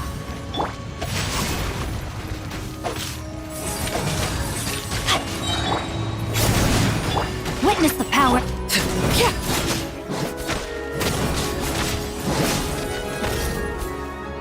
Poor little Daisy, killed by me.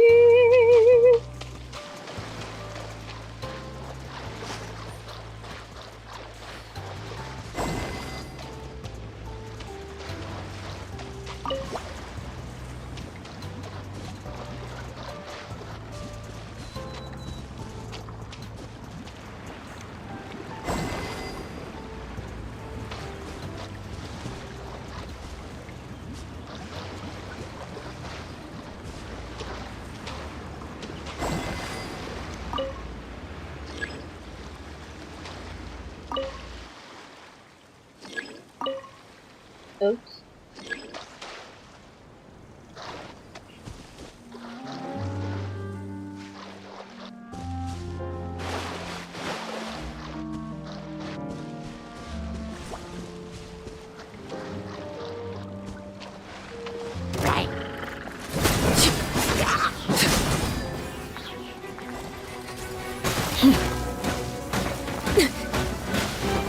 Laid bare. My guiding stars.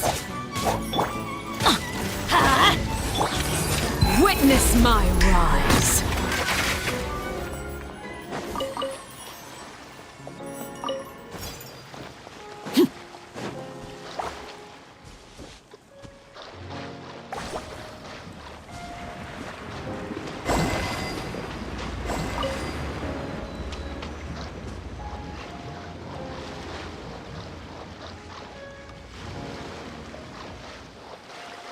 Do you like something? Hello?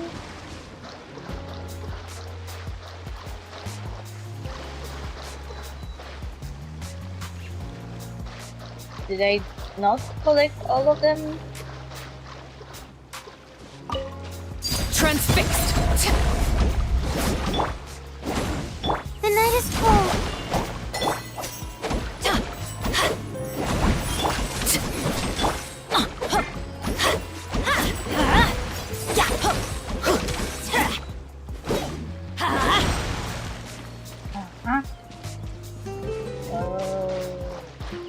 Go. No, my D&D team. I got distracted. Now that's what I call...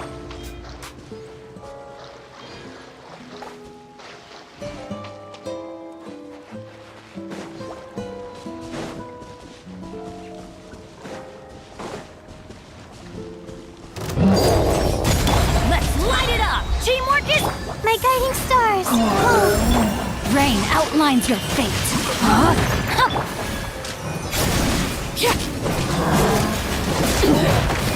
Pitiful. Not now. Everlasting as the moon. Laid bare. Benny's adventure team. I have failed you.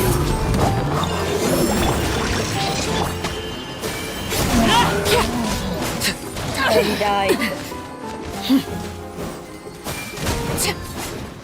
Benny died from overload damage. An impressive bounty.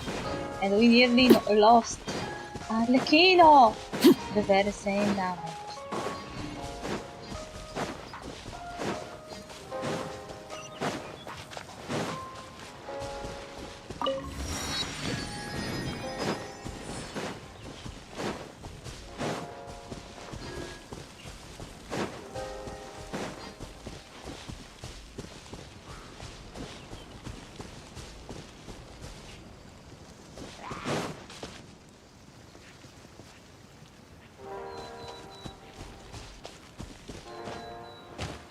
Aren't we supposed to go to a venue in a covered location? There is a domain.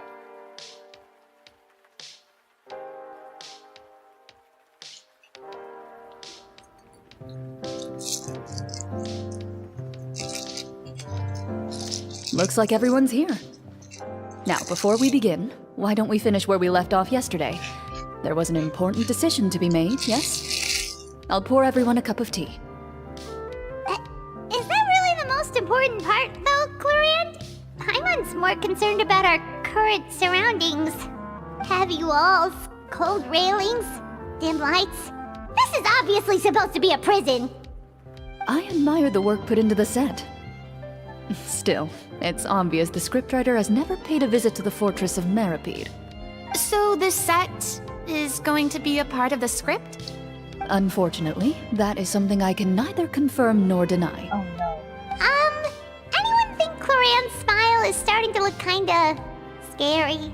Well, whatever happens, we'll just have to push on. But first, we should really figure out what to do with this treasure. If we're worried about arousing suspicion because of our identity, why don't we give ourselves a different name, just like Clorinde's master did? Yeah, it might be better to keep a low profile. As long as we're helping people, it doesn't matter who we are or what we're called. True.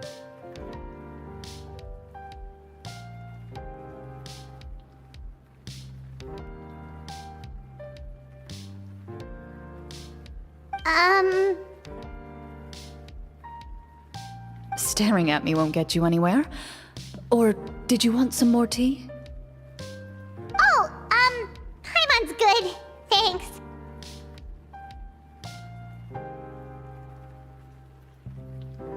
Why aren't you saying anything, Navia?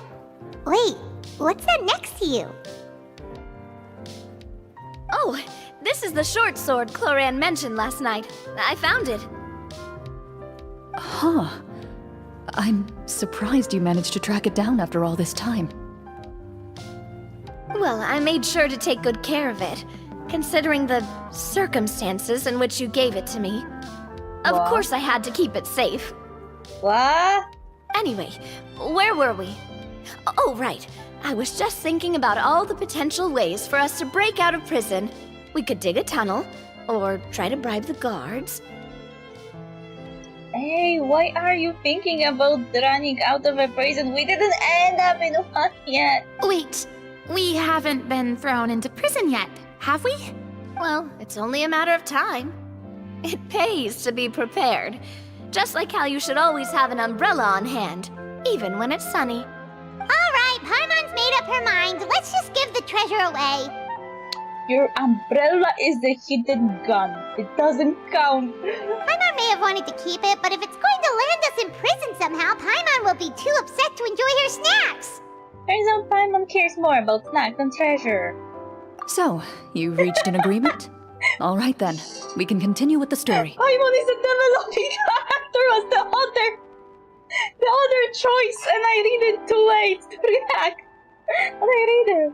Oh, and we'll collect all the scattered pieces of treasure on the ground as well. All right. You collect the treasure and make your way back to the capital with your bag of loot in hand.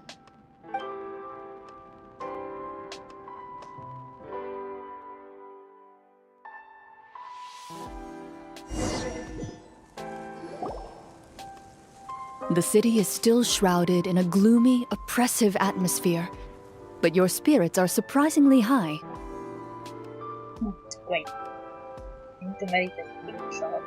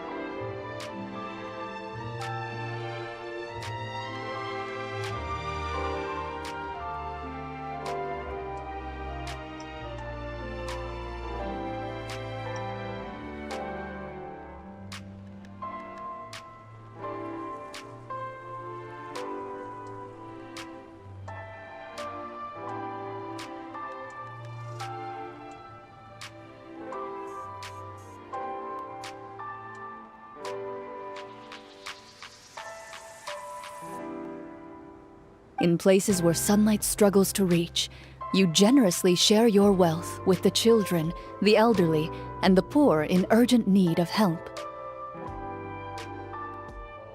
Thank you, kind soul. The elderly woman's look of gratitude follows you as you walk away, her eyes never leaving your back until you move entirely out of sight. However, there's still quite a bit of Mora remaining. It appears you haven't made much progress. She's probably trying to tell us to speed this up. We need to hurry up so we can address the sorcerer problem. Should we go find that man again at the square? He seemed like a pretty responsible guy. I'm sure he knows the people here far better than us. Oh, good idea! Just as you start to make way to the square, intent on finding the man again, there's a voice.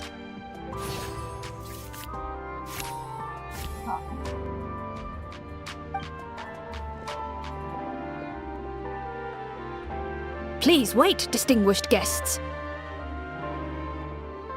Several strange guards suddenly call out to you. They run forward to meet you and proceed to politely pay their respects. Greetings, gentlemen. Are we being invited for afternoon tea? Surely you jest, my lady.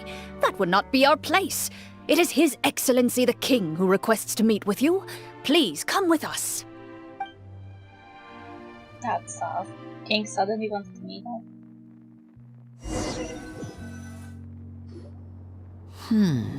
Do you think this could be a trap?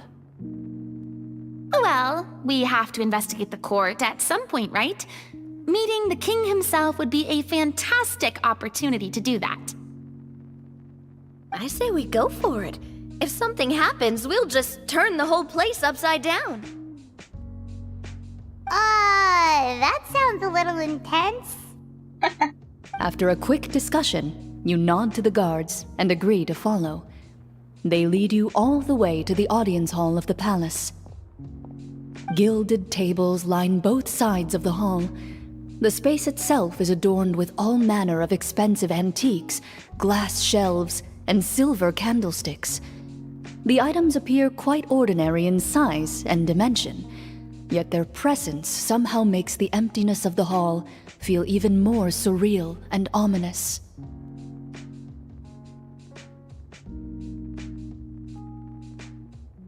Wow, it's so luxurious! The elderly king, clad in a magnificent robe, sits upon the deep crimson throne before you. He wears above his head a majestic crown, with a gemstone the size of a bird's egg set right at the very front.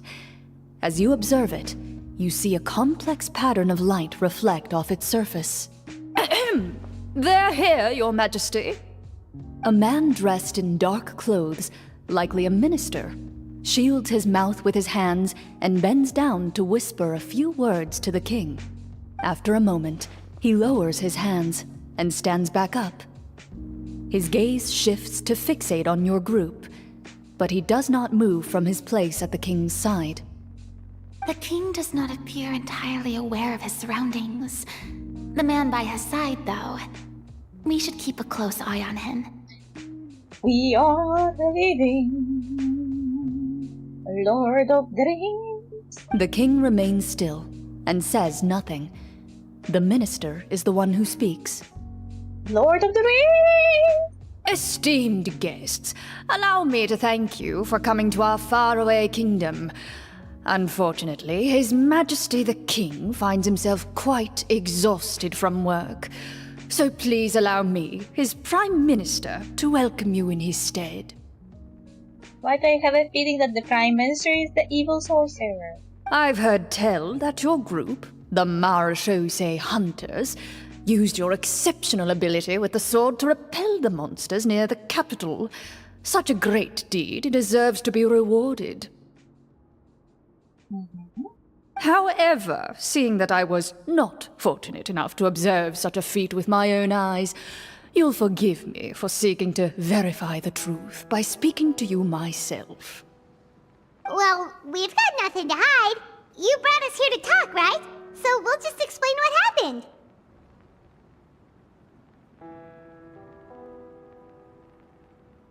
The golem's blades were so powerful, they could cut down trees in a single swipe! It took a lot of effort to defeat them, even for trained swordsmen like us. Paimon made the battle on the spot. Well, there was enough details, right? Believe us now? Your account does indeed match those of the survivors.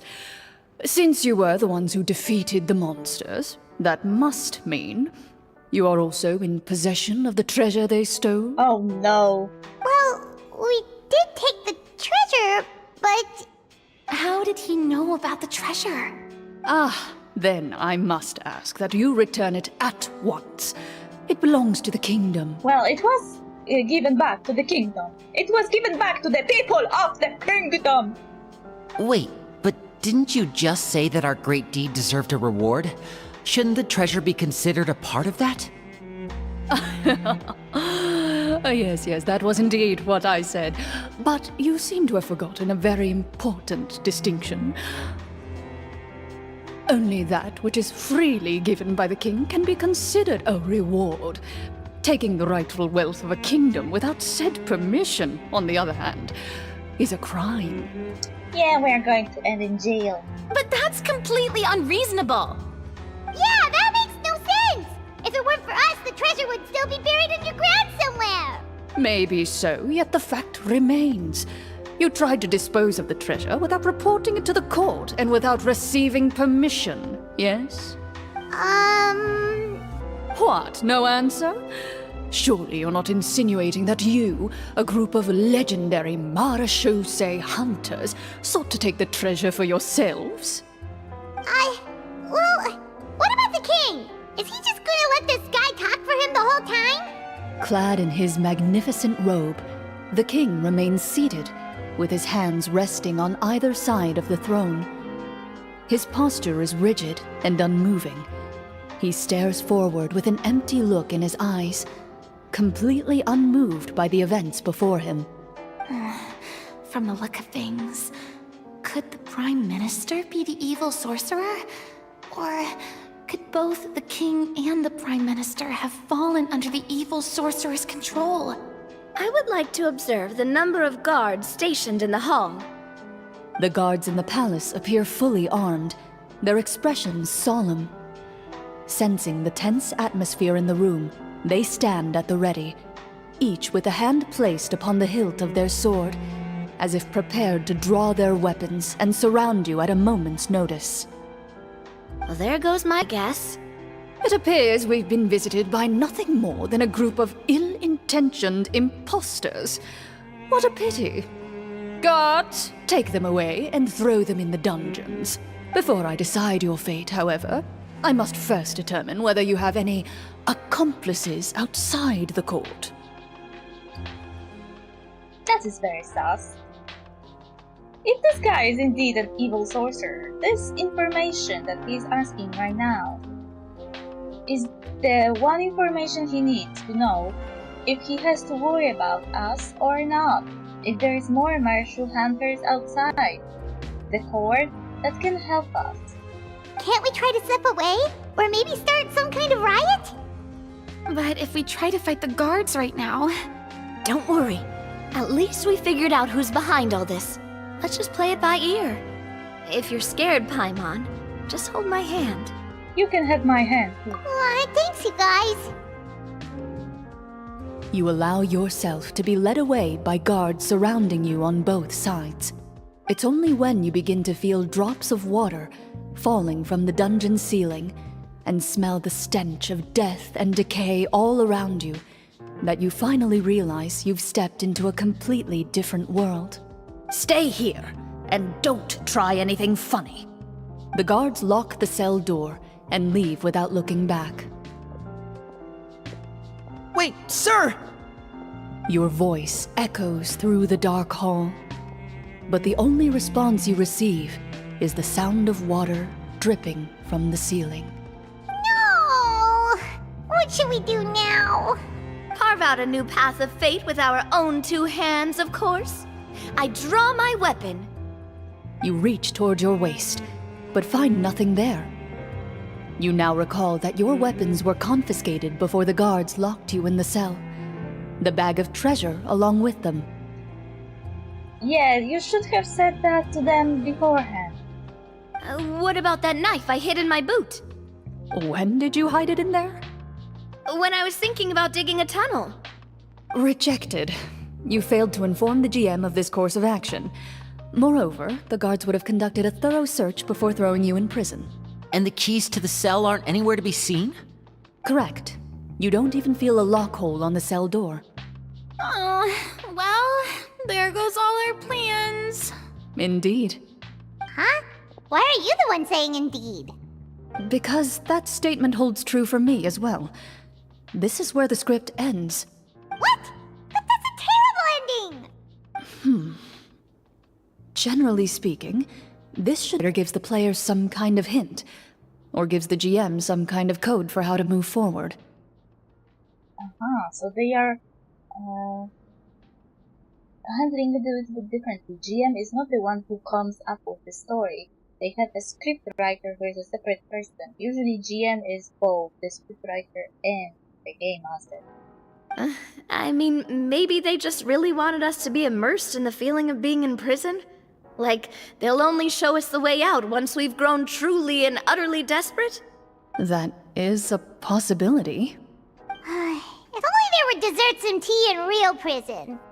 Oh, wait, guess it's kind of how the Fortress of Meripede works if you're lucky. Oh, before I forget, Navia, the short sword you had with you earlier. I took a closer look, and the craftsmanship doesn't appear to resemble anything from this era. If I remember correctly, that style was last in vogue several hundred years ago. Wait, Clorinde said that sword used to belong to her master, right? Does that mean her master has been alive that long? I doubt it. The way she went about things often made her seem childish more than anything. I'd say the sword was most likely an heirloom passed down over time. Well, I wouldn't say that. We have plenty of childish beings who lived at least 500 years. Hang on. A precious heirloom passed down to you by your master. And you gave it to me just like that? You weren't worried I might lose it? She's gay for you. This is a proof. Master left many things to me when she disappeared. There was the sword, an old key, and a good amount of junk she probably just didn't want to take with her. I gave you the sword back then, because I didn't want our friendship to end. See? She was desperate. Wait, when did this happen exactly? After the duel. Between Mr. Callis and myself. Oh no. Before that, Clorinde would have meals with us and even stay over at the Spina some days. She was on great terms with Papa as well. After the duel, though, there was a period of time where we simply didn't know how to face each other. She entrusted this sword to me, and never came back. We were both sad, and conflicted, and totally overthinking everything as a result. Whenever I looked at this sword, I couldn't help but wonder if Miss Petronia had never introduced us to each other at that picnic. Maybe part of the sadness I was feeling could have been avoided. Back then, it felt like I hadn't just lost a father, but a close friend as well. No one can change the past. The most important thing is that you two found your way back to each other and can enjoy things like this together. Yay, be gay to cry. Yep, you're right. I'm sorry, you two. I didn't mean to bring up any sad memories. Think nothing of it. No one here is at fault. Oh? Huh? We got something.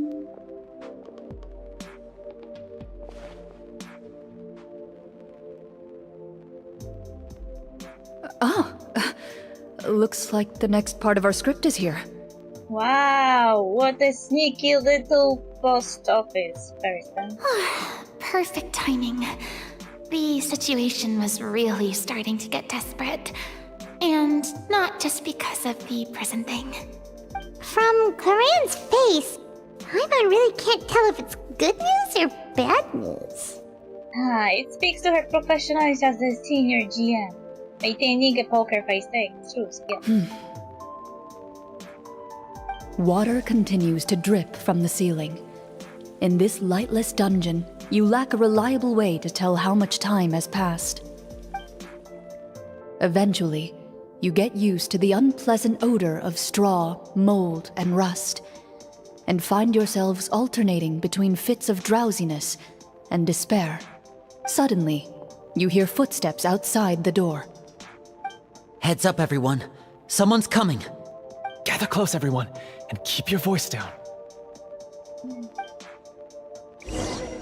Resistance. Resistance. Who are you? I work as a guard in these dungeons, but my true identity is the same as your own. I'm also a Marechaussee hunter. Shh! I've already sent away the other guards, but if we make too much noise... I understand, but how can we be sure we can trust you? The king has issued a formal decree. In light of the irrefutable proof of your crime, you're to be executed before tomorrow's sunrise. If you want to escape, it has to be now. Executed? We barely did anything! Monsters appearing at the same location as the treasure. Could this entire thing have been a trap? Probably. There will be time for speculation once we're out of here. As for my identity, I have no way to prove that to you just yet. Infiltrating the capital was difficult, and finding a chance to speak with you has taken a lot out of me. I could go on, but I think we can all agree that now is not the time for details. Well, it doesn't look like we have another choice. Have you seen our weapons anywhere, sir? Don't worry, I brought them with me. They're just behind the door. Still, these weapons alone won't be enough to defeat the true enemy behind the scenes. His faction is too powerful. The guards are all under his control, and he's even stationed a number of golems in various rooms throughout the palace. To defeat him, you must find a secret vault. It is said that within that vault, the Marashose hunters of the past left behind a treasure with the power to defeat the sorcerer. You're not coming with us? No, I'll remain in the dungeons to deal with the guards. I'll try my best to distract them so they don't go after you. As long as my identity is not revealed, I'll be able to aid you when the final battle comes. In that case, please stay safe. Thank you for your concern. I will do my utmost. As for the location of the vault, here, this map should lead you there.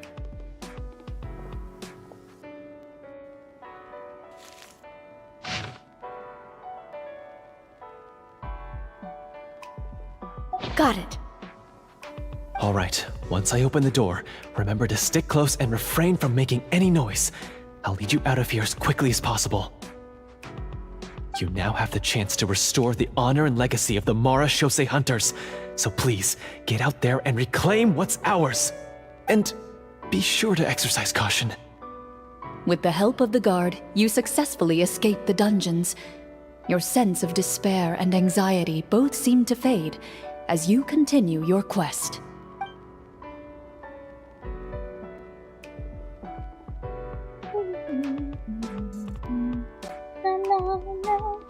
Wait, we didn't get to use our skills at all while we were in prison.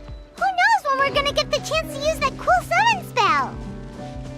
That is a pity, but we can only continue to move forward. Yeah, we could have summoned something inside the prison.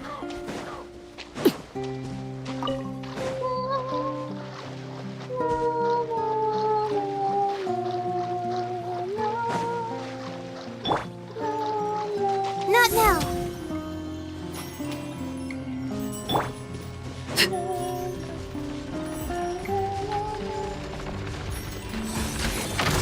Transfixed! My guiding stars. Don't be scared. No, my sword! This is where you fall. Laid bare. Not now.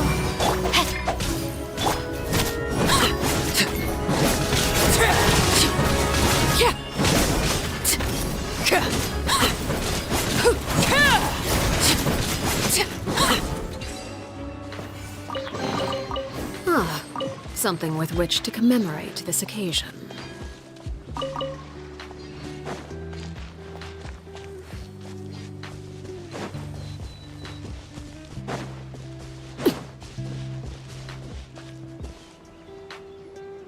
This should be the place marked on the map. This bit of rock certainly looks suspicious. Well, I'd say an investigation's in order then. Plus, if all else fails, we can just blow it up. Kaboom! Wow, you really meant that.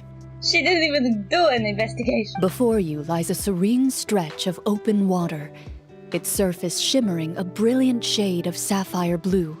Well, guess this means it's time for a swim. Yeah.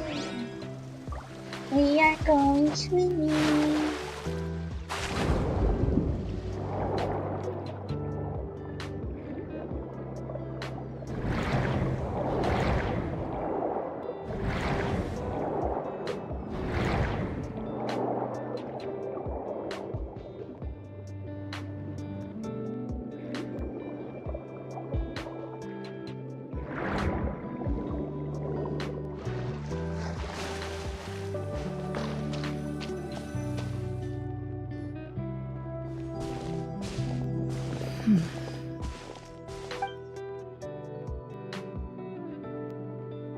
What's the matter? It's nothing. Sus. As you step into the cave, you find yourself in an eerily quiet space. Before you lies a narrow passageway that appears to trail off endlessly into the distance. Okay.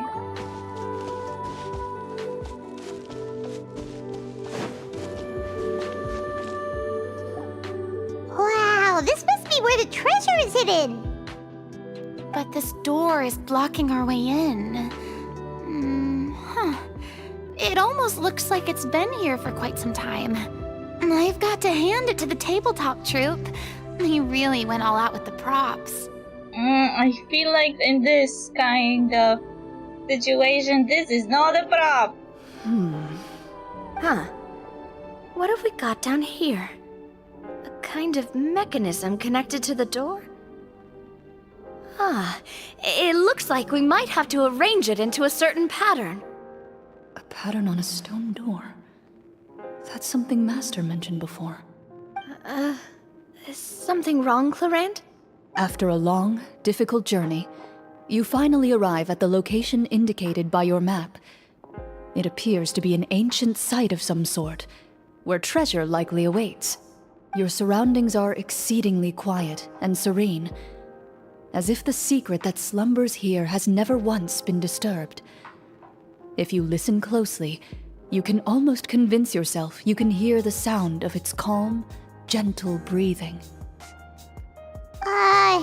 That description makes Paimon feel kinda bad for disturbing this place.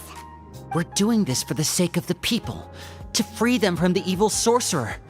I say it's time for this treasure to once again see the light of day. Linny's right. We need to keep going. The future of the kingdom depends on it. The next part of the story requires us to solve the puzzle, right? Let's start exploring the area. Yes, that should be fine. Something feels off about all this. Guess I'll just have to improvise. Yeah, that's the GM. GM work for you.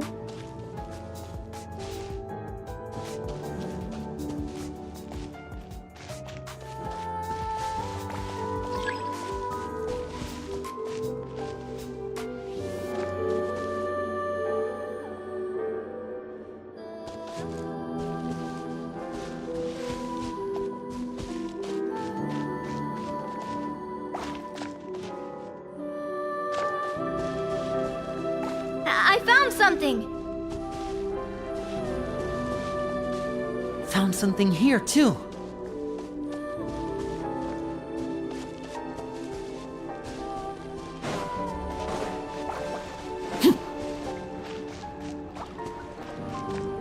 Same here.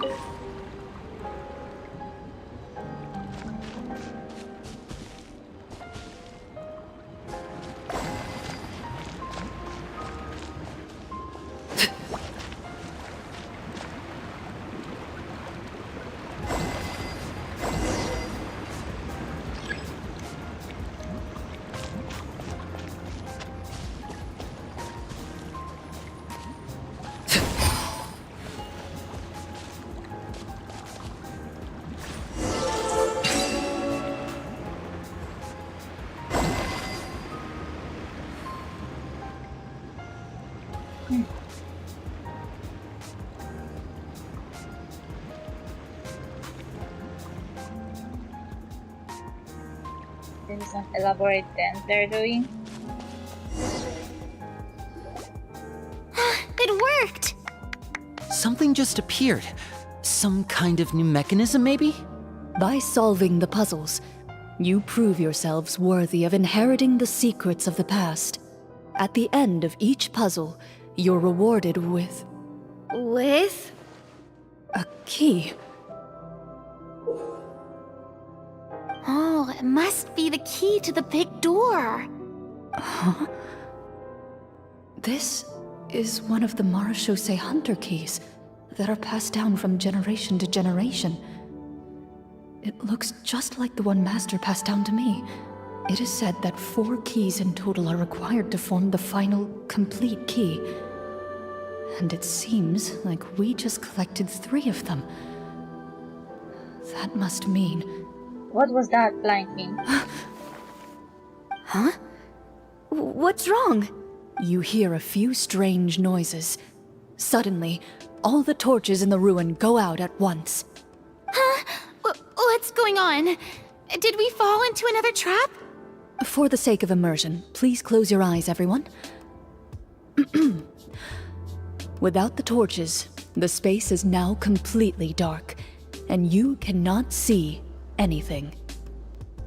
Okay, why are you doing this? She wants to do something in secret? But Paimon can still see a little bit over here.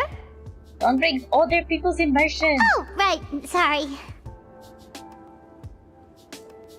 Suddenly, you hear the sound of footsteps pierce through the darkness. There's someone else here? Oh, this is so unsettling. I can't see anything. I've been discovered then. Wait, that voice, it's... You recognize the voice as belonging to the guard who led you to this place. It appears he now covets the treasure for himself and has come to stake his claim. Oh, so this is just part of the script. Then I can probably relax. Well, if we can't see anything, that means we can't fight to the fullest of our abilities. Should we retreat for now? Judging by the way he's holding his sword, he must be a real Marashose hunter. But this isn't part of the script. Retreat? That's not the hunter way. If it's dark for us, then it's dark for him. We choose to fight. Your choice is noted. Please keep your eyes closed until I tell you the torches have been relit. This battle will be in the dark. You got it! Well then, let us begin. Uh-huh. I guess we'll not be fighting. She will be fighting. Loaded. I'd like to try to hit him with my sword. Your strike is successful. Ha! You're facing a veteran Marashose hunter. You don't stand a chance.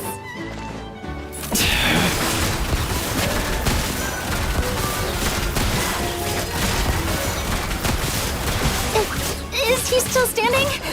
Goodness, he sure has a lot of each. Oh no, I Is it over? Can we open our eyes now? The enemy is strong and relentless, but the battle is nearing its end. The torches have not been relit. What about now? Final strike. Ha!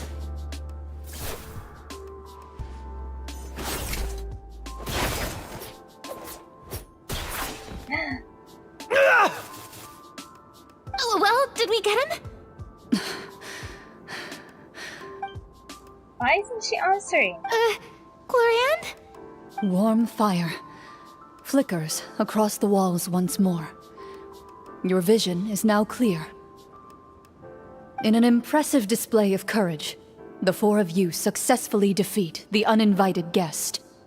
That look in his eyes. It's like he became an entirely different person as soon as I defeated him. Huh? Mr. Florian? Oh, wait. We're supposed to be role-playing. I should stay in character. Speak your name, guard. Why did you lead us here just to betray us? Is this treasure really more important to you than bringing peace to the kingdom? What kingdom? What peace? Those were nothing but lies! I, Florian, am a true Marashose hunter, descended from hunters of ages past. So he's also using his real name. Or, wait, was that the name of his character from the very beginning? Then I'm even more confused. If you truly are a Marashose hunter, shouldn't you want to help us just like you said before? Shouldn't we fight together for the sake of the people? What do you know? In this day and age, there's no glory to be had as a Marashose hunter. What's that supposed to mean? My skills were passed down to me by my father, We lived a life of obscurity in the remote wilderness. Still, he devoted everything he had to being a Marashose hunter. And what did he get in return? A life of poverty and pain. In a world that forgot all about him. When he died, not a single person came to mourn his passing. The Marashose hunters were the ones who saved this city. We're heroes. We deserved more recognition and respect than this. Is he talking about how no one in the capital seems to remember the hunters and their legacy? I didn't expect the script to contain this level of social criticism. Because it's not. So that's why you want to take the treasure for yourself? You feel like you're owed fame and wealth? If you already knew where the treasure was located, why didn't you just come down here and take it? Because I still needed the final key. Only a true Marashose hunter is capable of passing through this final door. As someone who sought to hurt others for his own gain, Florian lost that right long ago. Okay, but what is this treasure anyway? We've got all the keys, right? So can we just go in and take a look? You're sure you want to go in? We've been talking about it for so long, of course we want to see what's inside! And we've already defeated Florian, right? So he won't try to take it from us anymore. Pesky brats. Watch yourself. Then let's open the door together. All right. Your choice of action is confirmed. Clorinde takes out the keys from earlier and walks up to the head door. Without anyone noticing, she takes out her own key and joins it with the others to form the final required shape.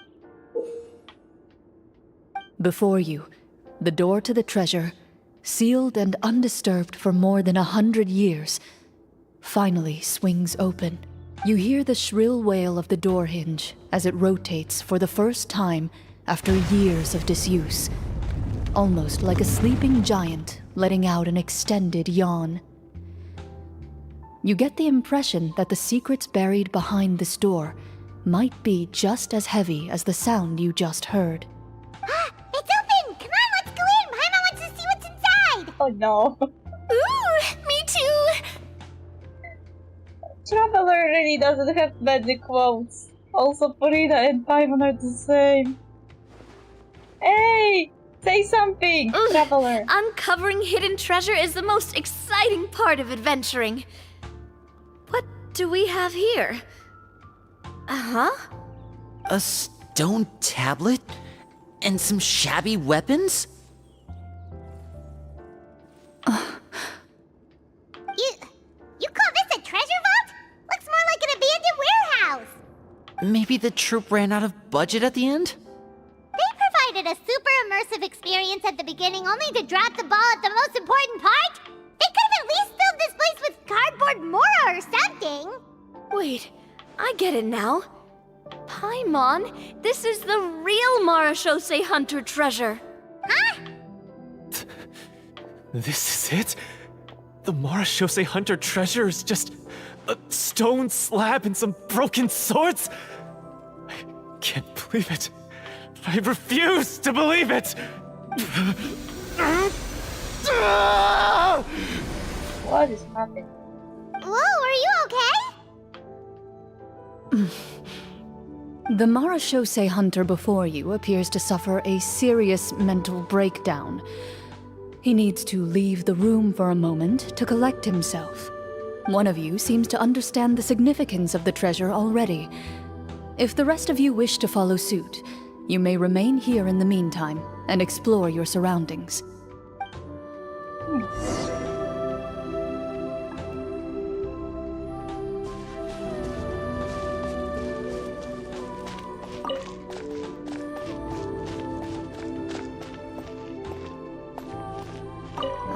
The names on the tablet. The old and broken weapons. What is the treasure supposed to be? Walter.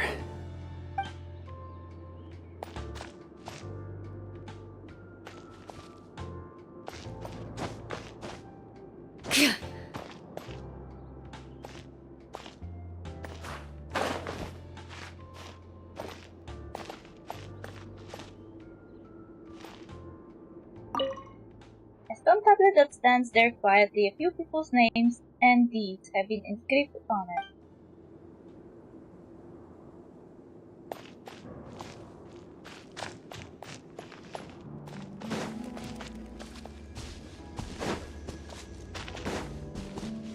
Where is that Florian? Hey! Even test Clorinde is showing stuff So, on the map. how are you doing? Feeling any better?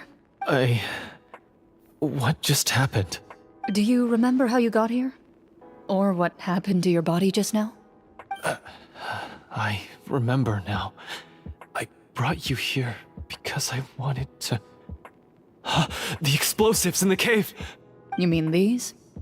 Huh? How did you... I could tell something was off the moment I stepped into this cave, so I kept an eye out. I've already dismantled the whole thing. Oh! So the strongest champion duelist in all of Fontaine saved the day once again. Guess I shouldn't be surprised. It would seem your skills as a Marechaussee hunter are as sharp as ever. I deserve some answers, don't you think? Tell me why you wanted to lure me here. Everything you said earlier sounded like the truth. Luckily, your monologue was dramatic enough to convince my friends you were just role-playing. I don't know. I just always felt like there was something in my heart that didn't belong to me. Something agitated and angry. Who knows? Maybe it was my own anger all along. I could never really tell. It looked more like you were possessed. The feelings about my father and the other Marechaussee hunters are real.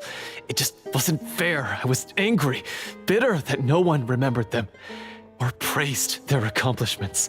I don't know when it started, but at some point, my anger came to completely consume me. At that point, I remembered the legend my father used to tell me. The one about the treasure. But if the treasure was all you cared about, why plant all those explosives?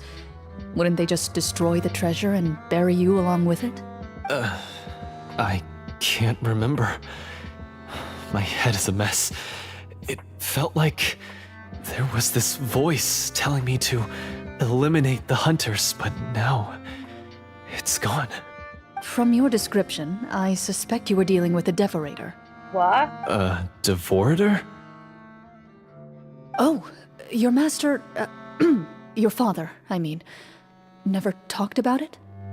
It was a kind of monster that was active several centuries ago. No, I've heard of it. I'm just not sure why you suddenly... Wait, it can't be. The seal! The seal? My family has served as Marechaussee hunters for many generations. But the title and swordsmanship weren't the only things passed down over our line. There was a seal as well. My father instructed me to always watch over that seal and maintain it regularly. He said it had been passed down over a truly ancient age, and protecting it was our clan's most important duty. But I neglected that duty after he died. I finally decided to come down and check on it one day, and that's where my memories become fuzzy. The Devorator would be a formidable adversary for any mortal being, even ones as capable as the Hunters. If you lacked the power to completely destroy it, you could easily fall prey to its influence and corruption. In light of this, some Marechaussee hunters chose to seal the Devorator away, in the hopes that a permanent solution would come with the passage of time. I heard it has the power to amplify the obsessions and desires in people's hearts, to the point where they overtake you entirely. It would seem I'm not just lacking in skill with a blade, but in mental fortitude as well. And yet, you were able to retrieve 3 of the 4 keys. If I remember correctly, each was entrusted to a respected and capable hunter. How did you manage it? One of them belonged to my father. The second I stole from a different hunter. And the third... was one that I snatched while the person was on the way home from the tavern. I nearly died in that alley. I know just how strong you are. It's as clear as day to everyone in Fontaine. I observed you from dusk to dawn, but could never find any opportunity to sneak up on you. I never even saw you drink a single glass of liquor. The only way I could think to obtain that last key was to lure you here using your hobby, and then... Oh, I get it now. That monster, it wanted to bury you here alongside the treasure. Yeah. I won't comment on anything else, but the script was good. Well, I did pour my heart and soul into it. The stories my father used to tell me about the glory of the heroic Marechaussee hunters and how they came to be forgotten. It's more than just a story. Huh? You're proud to be a hunter. You're still holding onto that part of yourself, no matter how small. I have done so many despicable things. I have nothing to be proud of. Then explain the purpose of the evil sorcerer in your story. Huh? Isn't he the true antagonist? The one who sought nothing but his own gain, and used the people as pawns to attain it? In your heart of hearts, he was the one you truly wanted to defeat. But I've already tainted my sword. I no longer have any right to... Wake up, Florian. Remember how you introduced yourself earlier. Do you really think the hunters acted out of a desire for honor and glory? Or to be loved and acknowledged by the people? What did your father teach you about our order? You do not wield your sword for yourself, but to protect those you serve. There's nothing special about a blade. It's the intentions of the wielder that matter above all else. Do you still not understand? Even after seeing the treasure for yourself? The contents of that room, they represent the true legacy the hunters left behind. You're right. I am a Marechaussee hunter. It's time for me to redeem, no, to finally serve the people I vowed to protect all along. I wouldn't be so quick to push aside the need for redemption. I know. That's a charge I won't bother to defend myself against. Good. Then, come with me, and help me see the script through to the end. Huh? See the script through to the end? But there's no more script left. Never finished it, huh? No, I mean, I wrote the script with the sole purpose of luring you all here. There was no reason to write beyond this point. Then we'll just have to keep writing it. The evil sorcerer still needs to be defeated. Exactly, you can't just end the story here. You mean the Devorator? Are you saying I have to make up the rest of the script as we go along? Yes, this is the M word. Is that really so hard? You've already written most of it. Surely you can write an ending where the hunters win and justice prevails. I'll be there to help you too. You aren't afraid your party will fall into danger? No. I know what my friends are capable of, and they're all quite skilled. Besides, I need their help. Then, are you going to tell them the truth about all this? I don't intend to spoil the fun. Sometimes, protecting dreams and fantasies is more important than exposing the truth. Don't you think? So she is going to keep us in the dark. Look, I am on test Clorinde and already map is showing me stuff.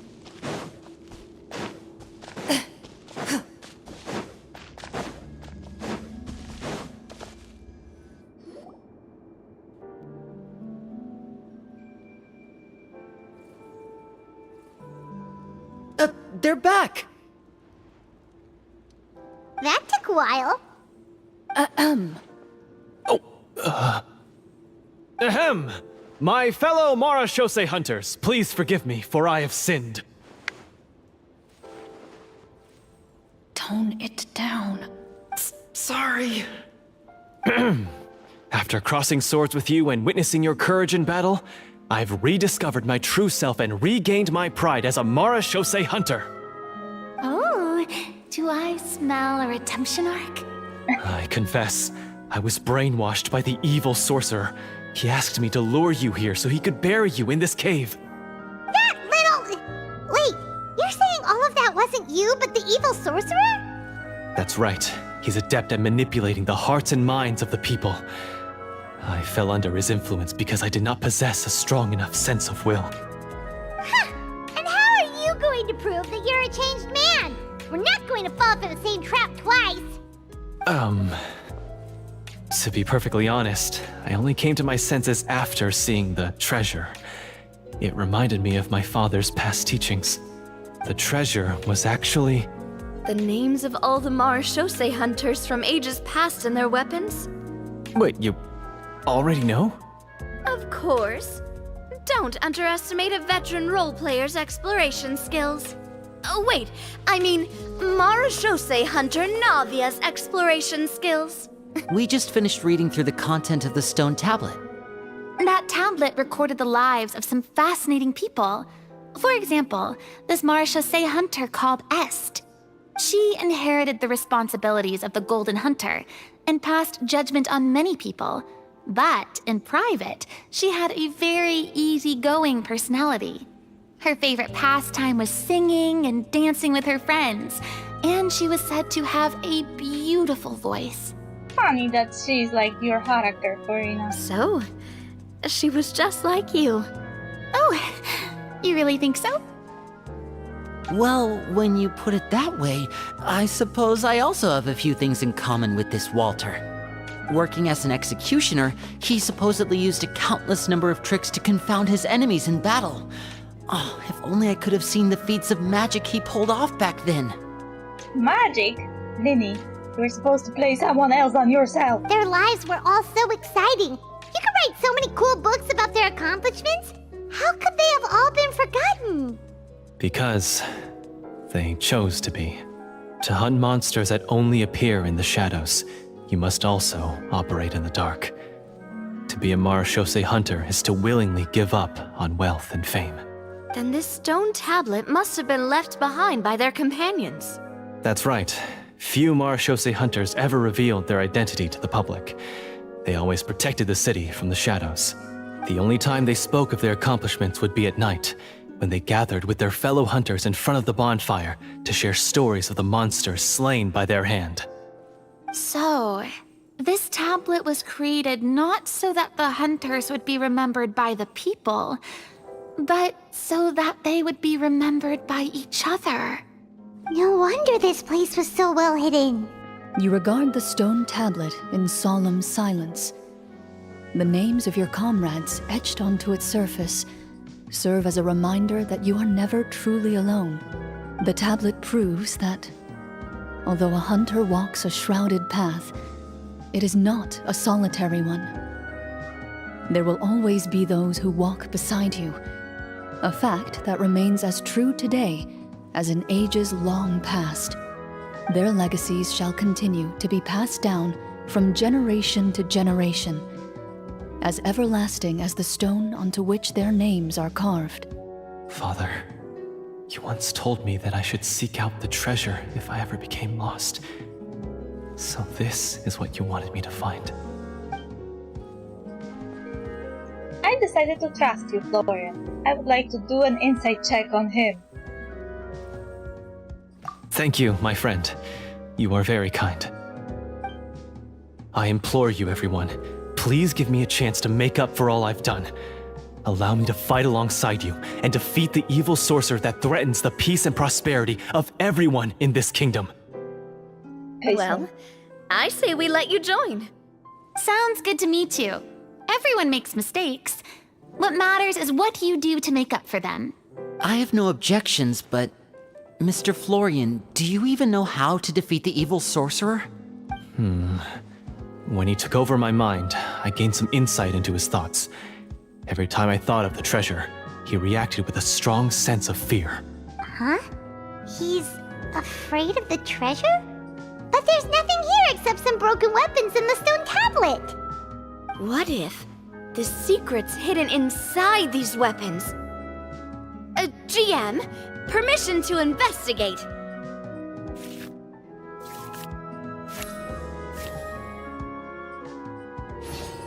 I wonder if those cards are predetermined or are random. At first glance, the weapons appear absolutely ordinary. But as you observe them, you notice a faint energy emanating from within. These blades have slain countless monsters. Though it's been a long time since they were used in battle, their edges remain sharp, as if they're simply waiting for the next worthy hunter to carry on their legacy. So basically, take these with us, right? Bow! I'll take this weapon, since it used to belong to Est. Maybe it'll find comfort in being held by someone who appreciates the arts. Ah, good idea. I'll take Mr. Walter's bow then. From one archer magician to another. Paimon's gonna pick a cool weapon too!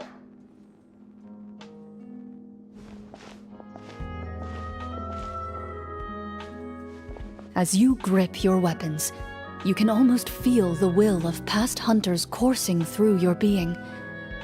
It's a feeling of courage, determination. A silent vow passed down from generation to generation that says, eradicate the monsters, no matter the cost.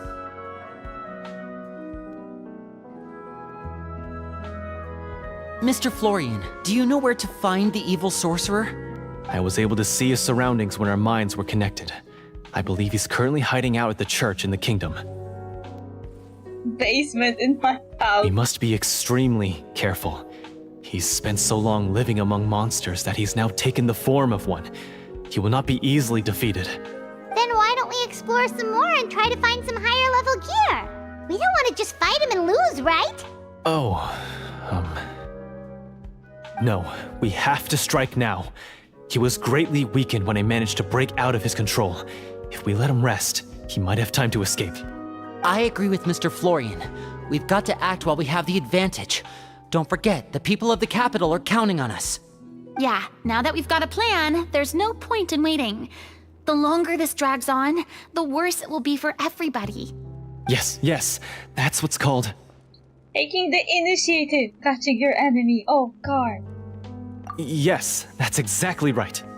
Alright, you've persuaded Paimon. Mr. Florian, please lead the way. Of course. Follow me. He had to set up so many scenes today, and now he has to join in for this last part. I really don't envy his job.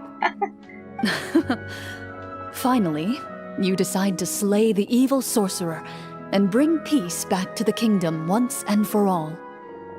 As you walk away, you feel the gaze of the stone tablet at your back, as if all the hunters of the past are wishing you success in the battle ahead and awaiting your triumphant return.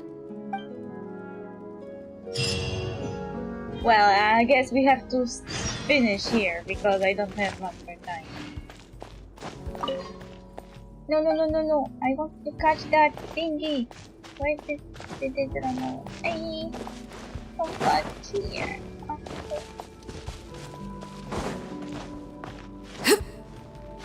And the other one also died. This is why I hate when they are close to some thingies that are clickable.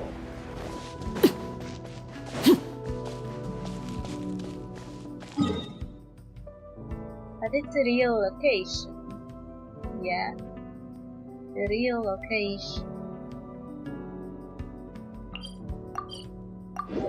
Well, we'll finish next time. I really spent very much more time for this. But it was really interesting to see characters in Teva playing TTRPG together with cards instead of dice. Anyway, thank you for being here. Those two people I can see it. There'll be an extra. And see you tomorrow. But none of them believed Bye bye. I'll think about it.